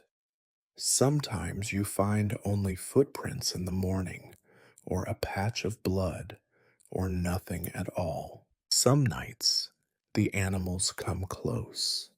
You hear the pat of paws, the wet sniffing of a curious nose pressed to the edge of your shelter. You hold your breath, praying that whatever is out there moves on. Sometimes it does. Sometimes it does not. There are scars on your legs from the night a fox chewed through the hide and stole your blanket. You laugh about it now, when the sun is up, but in the darkness, everything seems sharper, more dangerous, more real. There are other fears, too, less dramatic, but just as persistent. The cold settles into your bones, making your teeth chatter. You worry that the firewood will run out before the sun returns, that the food will be gone by morning, that someone you love will not wake up. You listen for coughs, for the ragged breathing of the sick, for the silence that means someone has slipped away. Each hour is longer than the last, and sleep, when it comes, is shallow and full of uneasy dreams. You dream, when you do sleep, of things you have lost: warm beds, soft blankets, laughter that is not forced. Sometimes you dream of home, though you know that place no longer exists. More often, you dream of running, of teeth snapping at your heels, of shadows that reach out and pull you down. You wake with a start, heart pounding, breath shallow, the fear so close it takes minutes to remember where you are. You envy the children who sleep through the night, oblivious to the dangers. You watch their faces in the dim glow of dying coals, wishing you could join them in their ignorance. But even they have their nightmares, their cries in the dark. You shush them with the same empty promises you once believed. Nothing can hurt you here. You know it is a lie. They know it too, eventually. The old ones do not sleep much. They sit up, wrapped in every scrap of hide they own, watching the darkness as if it might answer for all the things it has taken. They murmur to themselves, whispering names and curses, lost in memories of nights that were no better than this one. Their eyes catch yours sometimes, and you see the same fear reflected there, the knowledge that survival is just another word for luck. You try to count the hours until dawn, but time has a way of slipping past you in the dark. Minutes stretch into eternities. You close your eyes, open them, find that nothing has changed except the cold in your bones. You remind yourself that most nights pass without disaster. Most nights are just long, uncomfortable, and dull. But you cannot forget the ones that were not. Somewhere outside, a wolf howls. The sound is lonely, stretched thin across the empty land. It is answered by another, and then another, until it feels like the entire world is filled with hunger and longing. You listen, heart beating in your throat, and hope they stay far away. The fire is only a small promise of safety, easily broken.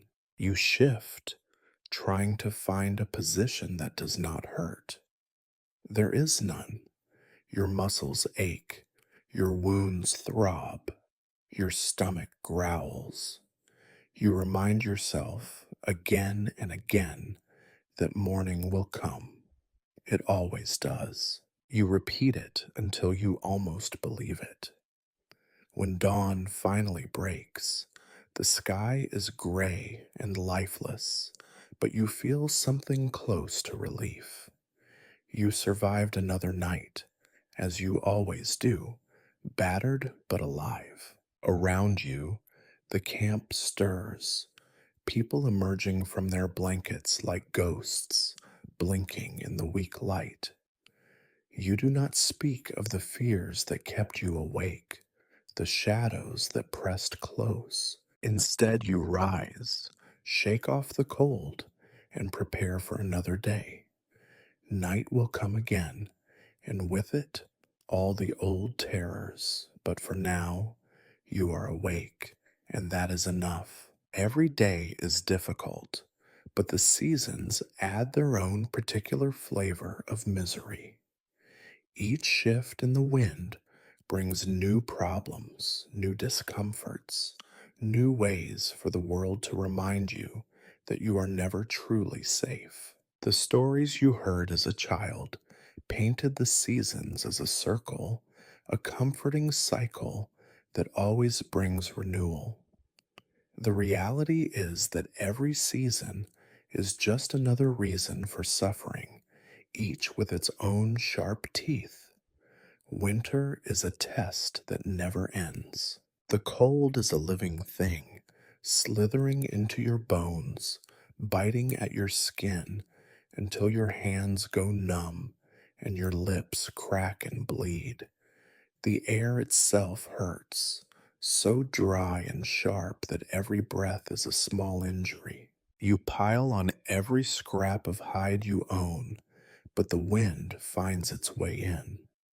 The fire burns low, wood vanishing faster than you can collect it, and even the effort of moving outside your shelter feels like a risk. There are days when you do not feel your fingers at all, when the only warmth comes from pressing your body against someone else's, hoping you both survive the night. Hunting in winter is a mockery of hope. The animals vanish, burrowing deep or fleeing to places where the snow is not so cruel. You follow faint tracks for hours, breaking through crusted drifts, only to find nothing at the end but the emptiness of your own exhaustion. You chew strips of frozen meat, if you are lucky enough to have them, or gnaw at bark, roots, anything that might convince your stomach to stop complaining.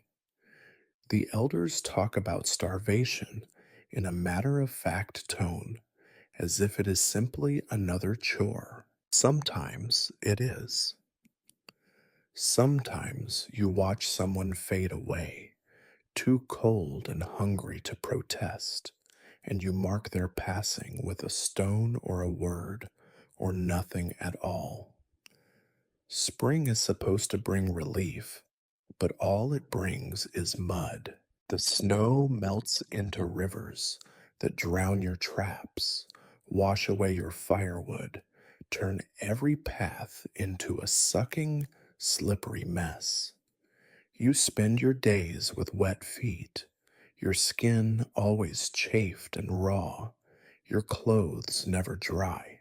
The streams swell, overflowing their banks, sweeping away anything not tied down. You try to fish, but the water is too fast, too cold.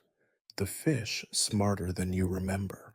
Traps rot, bait sours, and whatever little food remains is usually spoiled by the time you find it. The camp smells of mold and smoke, the air heavy with disappointment, and the quiet squelch of mud beneath every step. Summer brings a brief, teasing warmth, but with it comes a new set of torments. The insects arrive in waves, a constant cloud of biting, stinging, buzzing misery. Your skin is a patchwork of welts and scabs, your sleep interrupted by the whine of mosquitoes, the burn of fleas and lice. Sweat makes everything stick, clothes cling and chafe, and in every small wound becomes an invitation for infection. You remember the time you tried to sleep outside, hoping for a cool breeze and woke covered in ants, your food half eaten by beetles. Even the animals seem desperate, driven mad by the same hunger and heat that plagues you. You hunt at dawn and dusk, trying to avoid the worst of the sun, but the relief is always temporary. Summer's bounty, if it comes at all, is shared with 1,000 other hungry mouths, birds, rodents, insects, people. Autumn is a season of anxiety. The days grow shorter, the wind sharper, and every task is haunted by the knowledge that winter is coming again. You scramble to gather what little food you can find, drying meat, digging roots, packing berries into baskets woven from reeds. There is never enough. The camp is busy with work, everyone desperate to outpace the cold, to fill the stores that always seem emptier than you remember. The elders recall years when autumn brought abundance, but you have never seen it yourself. You chase rumors of herds and berry patches, but mostly you find only the remains of other desperate hunters. You know, deep down, that no amount of preparation will ever be enough. Through it all, illness rides the seasons like a shadow. In winter, it is the cough that never leaves, the fever that burns away strength. In spring, It is the infections that come from cuts and scrapes, wounds that refuse to heal in the damp. In summer, it is the rash, the swelling, the sickness that comes from water gone bad. In autumn, it is the ache in your bones, the heaviness in your chest, the quiet dread of another hard winter to come.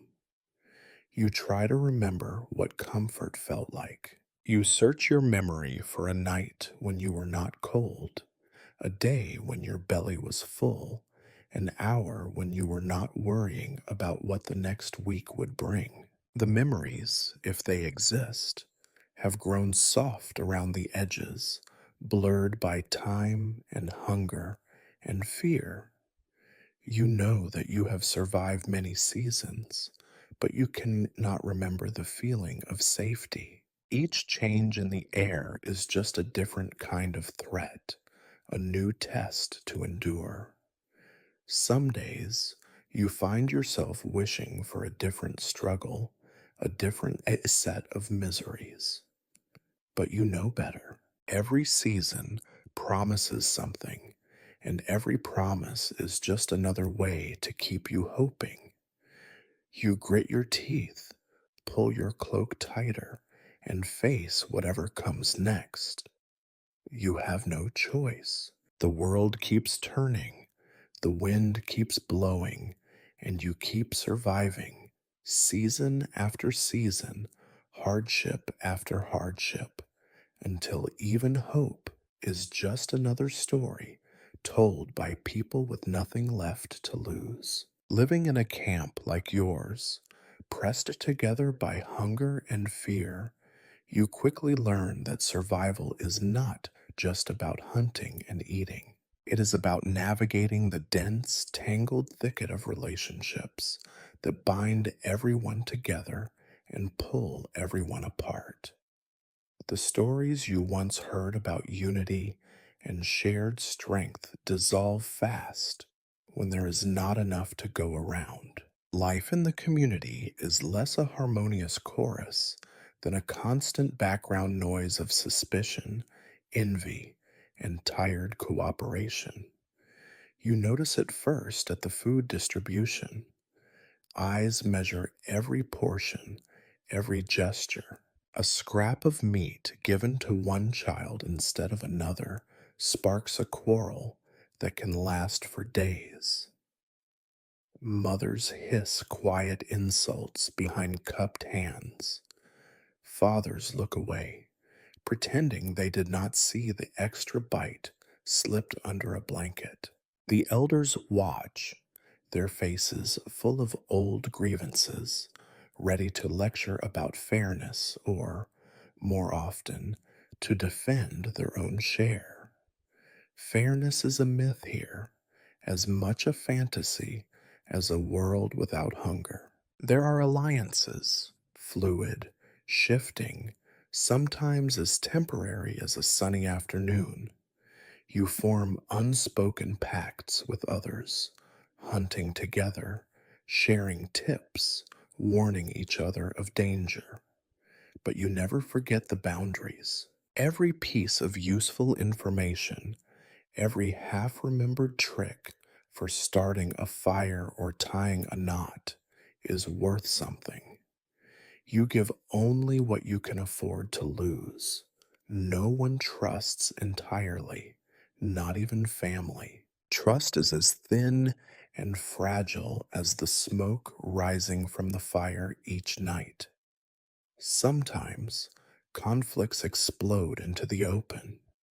The best blankets are fought over with more passion than most marriages. Arguments over the use of a knife, a bit of cord, a patch of hide grow sharp and loud.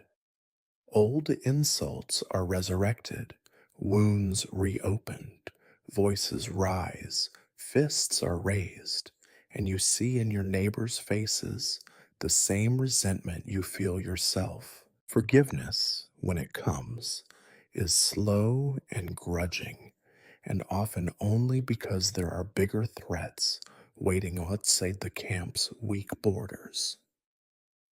Other times, the anger festers beneath the surface. You see it in the way people avoid each other, how they sit apart at the fire, how they guard their tools with the intensity of a mother protecting a sick child. There are always stories of someone hiding food, of someone sneaking away in the night to check traps meant to be shared, of someone cursing a neighbor's luck.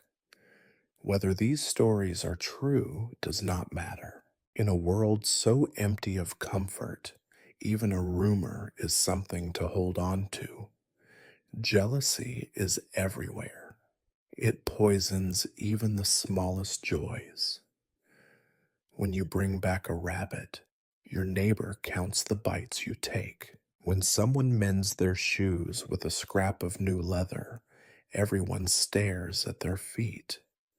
A new blanket, a handful of berries, a bit of extra fat on a child's cheeks.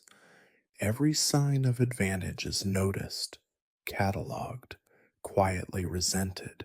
The camp is a place of unspoken contests, each person measuring themselves against their kin and friends, always finding themselves lacking. There are, of course, rare moments of generosity. Someone shares a bit of tobacco or passes around a story that is almost funny. A woman gives her soup to an elder who has been sick for days. A boy lets his sister have the last berry, even though his own stomach is as empty as hers. You try to remember these moments, try to let them outweigh the pettiness and bitterness, but they vanish fast. Survival, you learn, makes everyone a little mean. The oldest among you act as if they are above the fray, but even they are drawn into the squabbles. They arbitrate disputes, dispense advice, and occasionally mete out punishment for some crime against the collective good. Their words are heavy with memory and weariness. You watch them and wonder if age brings wisdom or just a longer list of grudges. Sometimes it is hard to tell the difference. Children learn quickly whom they can trust and whom to avoid. They form small packs, temporary alliances that shift with every new argument or game. They mimic their parents' suspicions and loyalties, fighting and making up with the same intensity as the adults. Their laughter is rare, but when it comes, it is sharp and sudden, as if they are surprised to remember what joy feels like. Love, as you understand it, is a complicated business. Romantic unions are often pragmatic, partnerships based as much on necessity as on any real affection. You notice who spends nights together and who does not, who exchanges whispered words in the dark and who turns away. Desire is not a luxury here. It is just another part of survival, another negotiation, another place where someone might lose more than they can afford. Occasionally, a new face appears in the camp, a stranger taken in from another group, or someone returned after a long absence. These arrivals unsettle the delicate balance. Suspicion flares. Stories swirl about what brought them here and what they might take. The newcomer is watched, tested, never fully accepted, at least not for a long time. You remember what it felt like to be the outsider, how you were forced to prove your worth again and again, your past mistakes hanging over you like a shadow. Despite everything, the camp endures. The ties between people, frayed and patched, still hold. When disaster strikes, an attack, an accident, a fire, the arguments pause. People share what little they have, carry each other, grieve together, for a while at least. You remember that survival is not possible alone. But as soon as the crisis fades, the old patterns return: envy, resentment, suspicion, and the never ending struggle for just a little more than your neighbor. This is your world, and these are your people, your burden, your shield, your torment, and your only comfort. In the end, you know you will fight for them, work for them, suffer with them, even as you curse their names under your breath. Because the truth is as cold and relentless as winter. Without the camp, you are nothing, and with it, you are only barely something at all. There comes a day, as inevitable as the return of hunger or the first frost, when you must take a child out to hunt. It is not a rite of passage, it is a necessity. The mouths in camp do not stop multiplying, and neither does the work. You remember, with a shiver, the first time you walked beyond the firelight, clutching your father's hand, feet dragging, mind filled with a mix of excitement and dread. Now it is your turn to be the grim teacher, the reluctant mentor. The child is always too young, too small, too eager. He cannot hide his curiosity or his fear, and his hands are clumsy, with tools that seem oversized and dangerous in his grip. You watch as he struggles to tie the knot you have shown him a dozen times.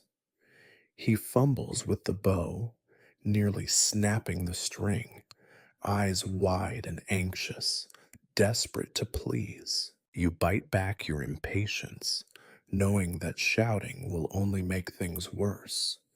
Besides, you are tired of your own voice. As you move through the trees, you realize how much slower everything becomes. Every step is a negotiation. The child's feet are loud in the underbrush, snapping twigs and scattering birds. You grimace, remembering when you were the one slowing down the group, how your elders rolled their eyes and muttered curses you were not supposed to hear. Now, the cycle repeats. Every error, every question, every clumsy movement is a lesson, sometimes in patience, more often in disappointment. Children see the world differently. Every stone is a treasure, every bird's nest a marvel, every distant sound a potential monster. You try to teach the child what matters: how to read tracks, how to move quietly, how to watch the wind. The lessons do not take, not right away. The child wants to talk, to ask questions, to point out every squirrel and broken branch. You silence him with a look, but you remember, with a bitter pang, the desperate need to be noticed, to be praised. You find a set of rabbit tracks and try to show him what to look for: the size, the spacing, the faint smudge where a paw brushed the mud. The child squats beside you, squinting, pretending to see what you see. You suspect he is only guessing, but you nod anyway. Sometimes a lie is the kindest lesson you can offer. You both know the chances of success are slim. You press on, hoping the next mistake will not be too costly. When you finally spot a rabbit, the moment is ruined by a gasp of excitement. The animal vanishes in a blur of white, and the child's shoulders slump in defeat. You want to scold him, to remind him how hard it is to get another chance, but you see the misery on his face and bite your tongue. Instead, you point out another trail, another possibility, always pretending that the forest is more generous than it really is. Setting traps is another ordeal. The child's fingers are too cold, too slow. He knots the cord wrong, tangles the bait, breaks the twig. You fix it all without comment, watching him watch you, eyes shining with a mixture of gratitude and shame. You remember your own early failures, how you hid your trembling hands, how you fought back tears when your traps came up empty. You wish you could tell him that it gets easier. You know that it does not. The hours drag on, hunger sharpening your temper, fatigue making you careless. The child complains of cold, of tired legs, of boredom. You answer with silence, pushing him onward, knowing that comfort is a lesson that can wait. When he asks when you will go home, you do not answer. Home is a place that waits for success, not failure. At last, by some miracle, one of the traps yields a small bird, fluttering weakly, caught by the foot. The child's face lights up with hope and horror.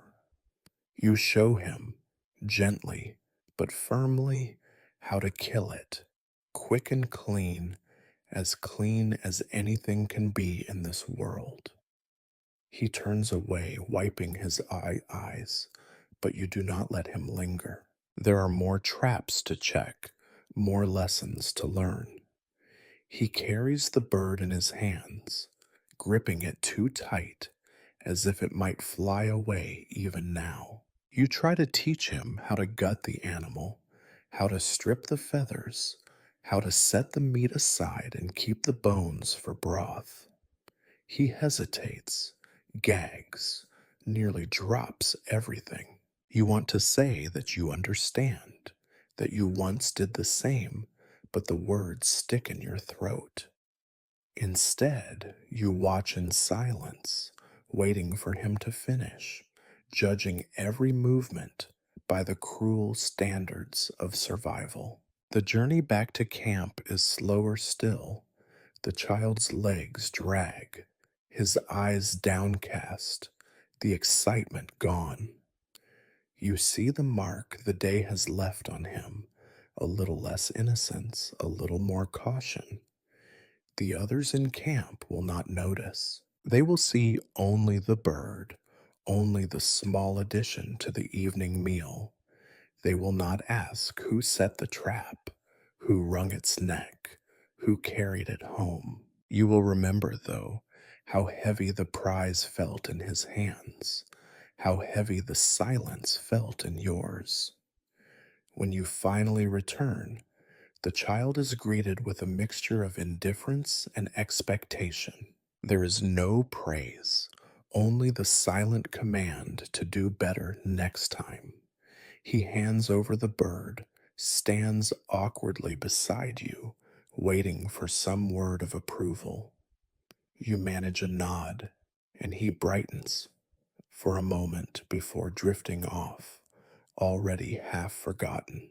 Later, as the fire burns low, you watch him whisper the story of his day to another child, exaggerating the danger, glossing over the failure. You realize this is how you learned too, by pretending, by lying, by trying to believe that you could be something more than a burden. You know you will do this again and again with this child and others, each generation repeating the lessons of hunger, fear, and hope. You wish you could promise him that it will get easier, that one day he will hunt with skill and confidence. But you know the truth, it never gets easier. You only get better at hiding how hard it is. You live every day with death pressed close, as intimate as hunger and almost as familiar. In the stories told to children, Death is an event, a wolf in the night, a hero's end, a spirit called home by ancestors. The truth is duller, slower, and more relentless. Death in your world is not a visitor, but a constant companion, woven through every chore, every meal, every conversation around the fire.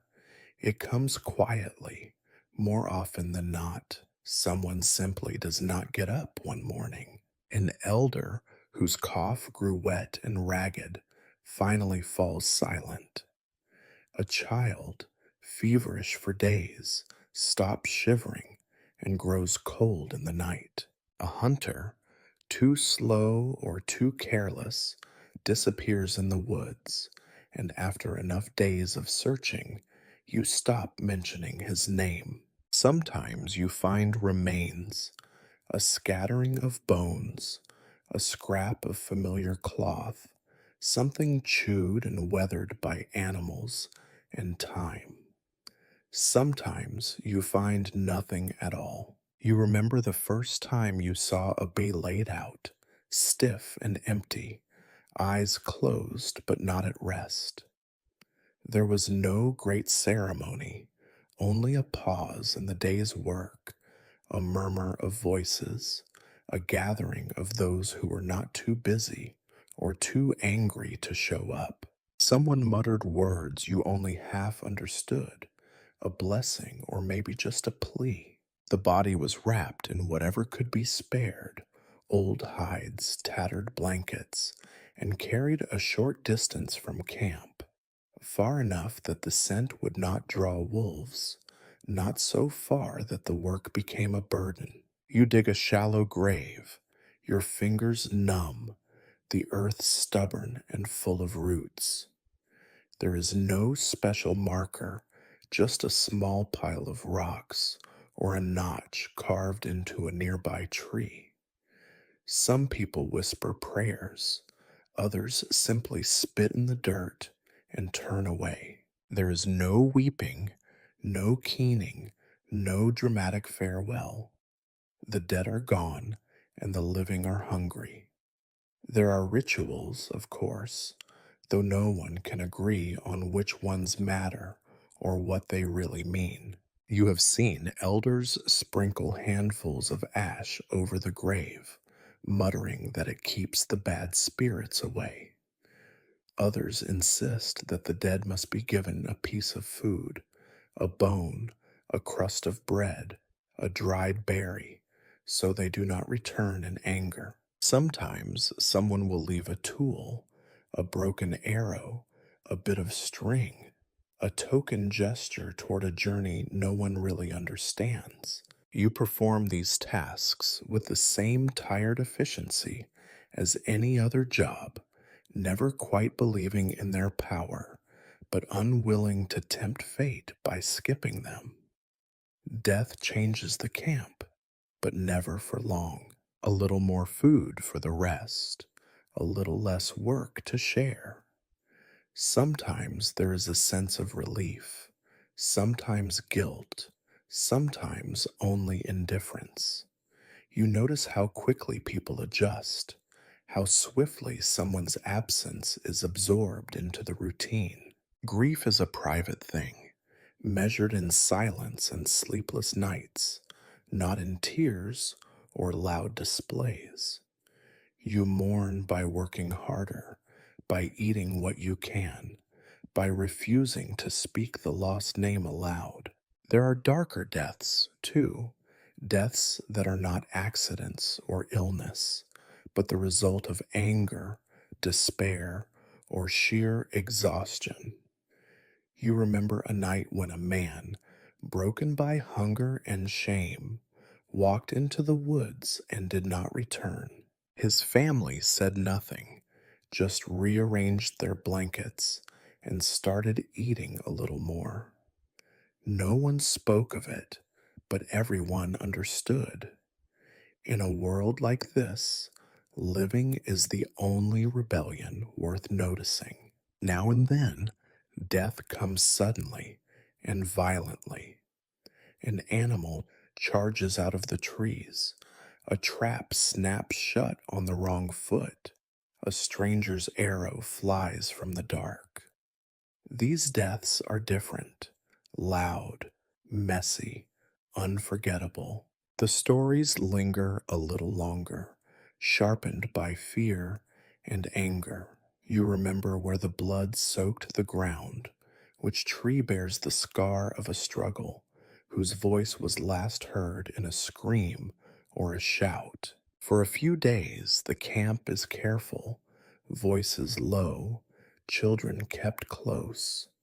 Then routine resumes, as it must. You have seen the toll death takes on the living. The old ones shrink further into themselves, speaking less, sleeping more. The young harden, faces growing sharper, eyes colder. You watch mothers pull their children closer, fathers grow more silent, friendships fray under the weight of loss and suspicion. Every absence is a new crack in the fragile foundation of your world. Sometimes you find yourself speaking to the dead, not in ritual, but in quiet moments when you are alone with the work, or staring into the fire after everyone else is asleep. You ask them questions, offer them small apologies, make bargains you know will not be kept. The answers never come. The only reply is the rustle of wind, the snap of a twig, the ache in your own bones. The camp, for all its hardness, finds small ways to remember. A certain place at the fire left empty for a night. A joke retold in the dead person's voice. A song hummed off key, drifting across the darkness. These are not tributes, not really, just habits, ways of keeping the memory alive long enough to get through another day. You wonder what your own death will look like. You imagine a cold morning, an empty blanket, a few whispered words, and then silence. You hope for nothing dramatic, nothing that would inconvenience the rest. You do not fear death, not anymore. You fear being forgotten, being just another lost name in a world that is always running out of room for the living. At the end of it all, you accept death as you accept the cold, the hunger, the endless work. You do not have the luxury of denial. When someone dies, you do what must be done: dig, wrap, bury, forget. The ritual is survival. The only prayer that matters is the one that keeps you alive until morning. Despite everything you know, despite hunger and cold, violence and loss, something like hope still worms its way into your thoughts from time to time. You would not call it optimism. That is a luxury for storytellers and fools. What you have is something smaller, harder to kill, and much more dangerous: the quiet belief that things might, somehow, get better. Every campfire conversation breeds new rumors. Somewhere to the north, the herds are thick and slow. To the west, a stand of trees brimming with sweet fruit. Near the river, someone claims to have found a medicine that actually works. You are not immune to these stories. No one is. You listen, pretending to scoff, but you catch yourself imagining it. A place where food comes easily, where children do not cough all night, where the world is less cruel. It is a fantasy you allow yourself just before sleep, a way to make the endless repetition bearable. Maybe tomorrow, you think. Maybe next season, maybe never, but maybe is enough. Hope is a tool and a trap. It gets you out of your blanket in the morning, pushes you into the woods, keeps your hands steady as you reset the same snare for the 100th time. You tell yourself, this time will be different. You will follow the tracks a little farther, try a new bait, walk a different path. You convince yourself that the stories about hidden bounty might be true, that the land might be willing to share if you are only clever or desperate enough. But most hope is just another way to make disappointment sharper. You remember every failed hunt, every day when the forest seemed empty, every night you fell asleep with your stomach twisting in protest. The taste of hope makes the reality of disappointment feel like a betrayal, as if the world is laughing at your stubbornness. You see it in the faces of others too, how they perk up at the sound of a rumor, only to return with the same empty hands, the same tired eyes. Once, not so long ago, someone came back from a long journey with stories of a place where the soil is soft and black, where corn grows tall and fast, where streams run clear even in summer. For a few days, the camp was full of planning: who would go, what they would carry, how they would split the bounty when they returned. Some left, most stayed. The ones who left did not come back. The ones who stayed pretended not to notice the empty places at the fire or the way the stories faded into silence. You try to temper your own hope with caution. You have seen how it can lead people to foolishness, how a man will risk everything on a hunch, waste precious food chasing rumors, gamble a family's survival for the promise of something better. You remind yourself again and again that hope does not fill a belly or cure a cough. Still, you cannot quite smother it.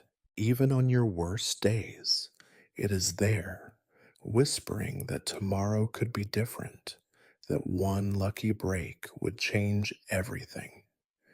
Disappointment, on the other hand, is constant.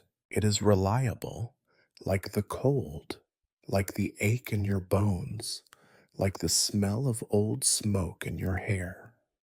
It meets you at the edge of the woods when you find empty snares, greets you at the fire when your share is smaller than you hoped.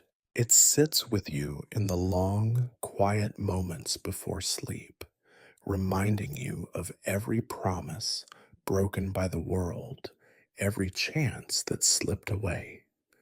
Sometimes the disappointment is so sharp that it becomes anger. You see it in the way people snap at each other, the sudden arguments over nothing, the bitter words traded between friends. It is easier to blame someone else than to admit that there is nothing you can do, that the world is simply indifferent. You learn to swallow your rage, to turn it into fuel for the next effort, the next hopeless chase. Other times, disappointment just settles on you like another layer of dirt. You stop expecting anything. You go through the motions, eyes on the ground, words clipped and joyless. You see it in the children, how their play grows quieter, their laughter less frequent. You hear it in the stories told by the elders, how even the old victories sound hollow, as if they are remembering for someone else. Yet, even in the depths of disappointment, hope flickers. You find yourself staying at a new set of tracks, a change in the wind, the glint of sun on water, and for a moment, you believe again. You let yourself imagine the taste of fresh meat, the feel of warm sun on your face, the possibility that tomorrow might not be just another page in the endless book of hardship. It is always a mistake, but it is a mistake you keep making. In the end, hope and disappointment are partners, locked together in a dance as old as hunger. You cannot have one without the other. You tell yourself that it is better to keep trying, better to chase one more rumor, better to risk another disappointment than to give up entirely. You know that hope is a kind of madness, but without it, you might as well stop breathing. So you carry your hope with you, battered and ridiculous, through the mud and the cold and the endless cycle of need. You pretend not to care when it is crushed again and again. You make jokes about tomorrow, about next season, about the place where the corn grows tall and the fish jump into your hands. You know it is a lie. You tell it anyway, because here, hope is the only thing the world has not managed to take from you yet. There is no real end to any day here, just as there is no true beginning. One moment blurs into the next, and the routines you follow are so deeply carved into your body and mind that you sometimes wonder if you could forget them even if you tried. Wake up cold, wake up hungry, wake up tired. If you are lucky, wake up at all. That is the only real surprise left. Each day brings the same rituals, repeated until they lose all meaning. You stretch stiff muscles, run cracked fingers through matted hair, pull on the same patched and filthy clothes. You greet the others without words, because words have become as thin as the soup you eat for breakfast. Everyone knows what comes next. There is no need to say it.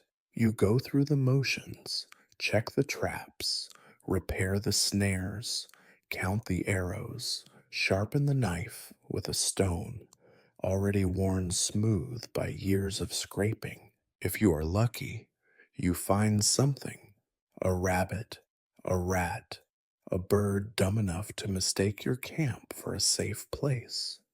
If not, you reset everything and pretend not to care. You gather firewood, haul water, patch holes in shelters that never quite keep out the wind or the rain. Every task is urgent.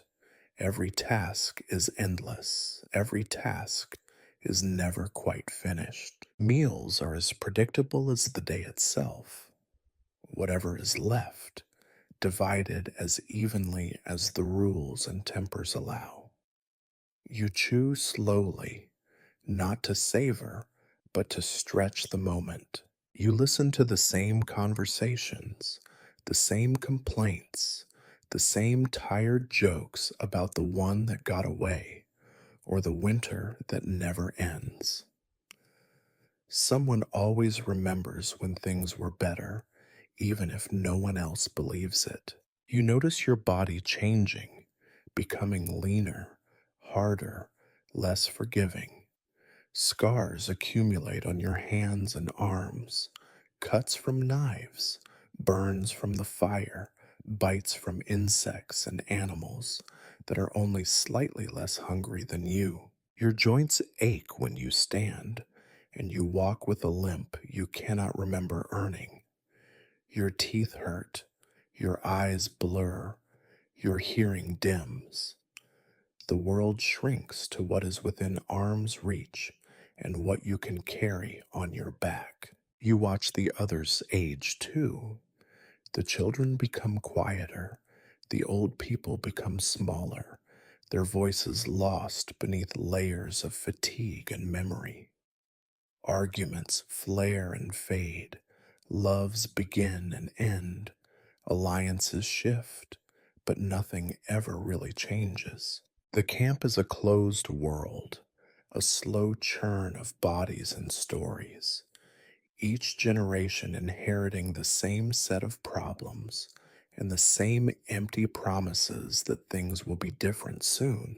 Sometimes you find yourself wondering what day it is, or what season, or how many winters you have survived. The answer never matters. All that matters is that you keep moving, keep working, keep pretending that tomorrow is worth the effort. You tell yourself this is strength, but sometimes it feels more like stubbornness or simply the inability to imagine an alternative. At night, the same routine. The fire coaxed back to life with too little wood, blankets shared and fought over, the darkness outside pressing in with its familiar threats. You listen to the night noises, the coughs, the snores, the distant howl of something wild and hungry, and try to remember a time when you were not always afraid, always tired, always bracing for the next small disaster. Dreams come if you are lucky enough to sleep. They are not heroic or beautiful. They are mostly memories, replayed until even your imagination gets bored, running through the woods, arguing over scraps, searching for lost things, faces blurred by hunger and time. Sometimes you dream of escape, of a place where food is plentiful, where the cold never finds you, where no one ever dies. You always wake before you get there. You know, deep down, that this is all there is. There is no reward coming, no sudden change, no end to the work. Life is a circle, not a line, and you are doomed to walk it over and over, wearing a path as deep and unavoidable as the ones that wind through the camp. If you are lucky, your steps will carry you through another winter, another spring, another round of the same unending days. You measure success differently here. Survival is not triumph, it is just inertia. Happiness is a full belly, a night without fear, a morning when no one is missing.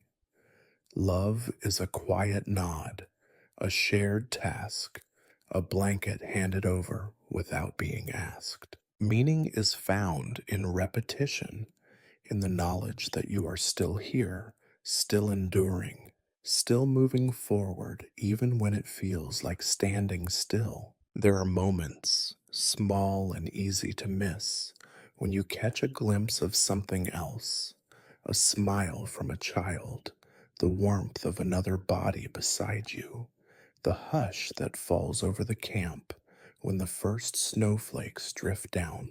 These moments do not make up for the rest. They do not balance the scales, but they are something, and something is all you can ever really expect.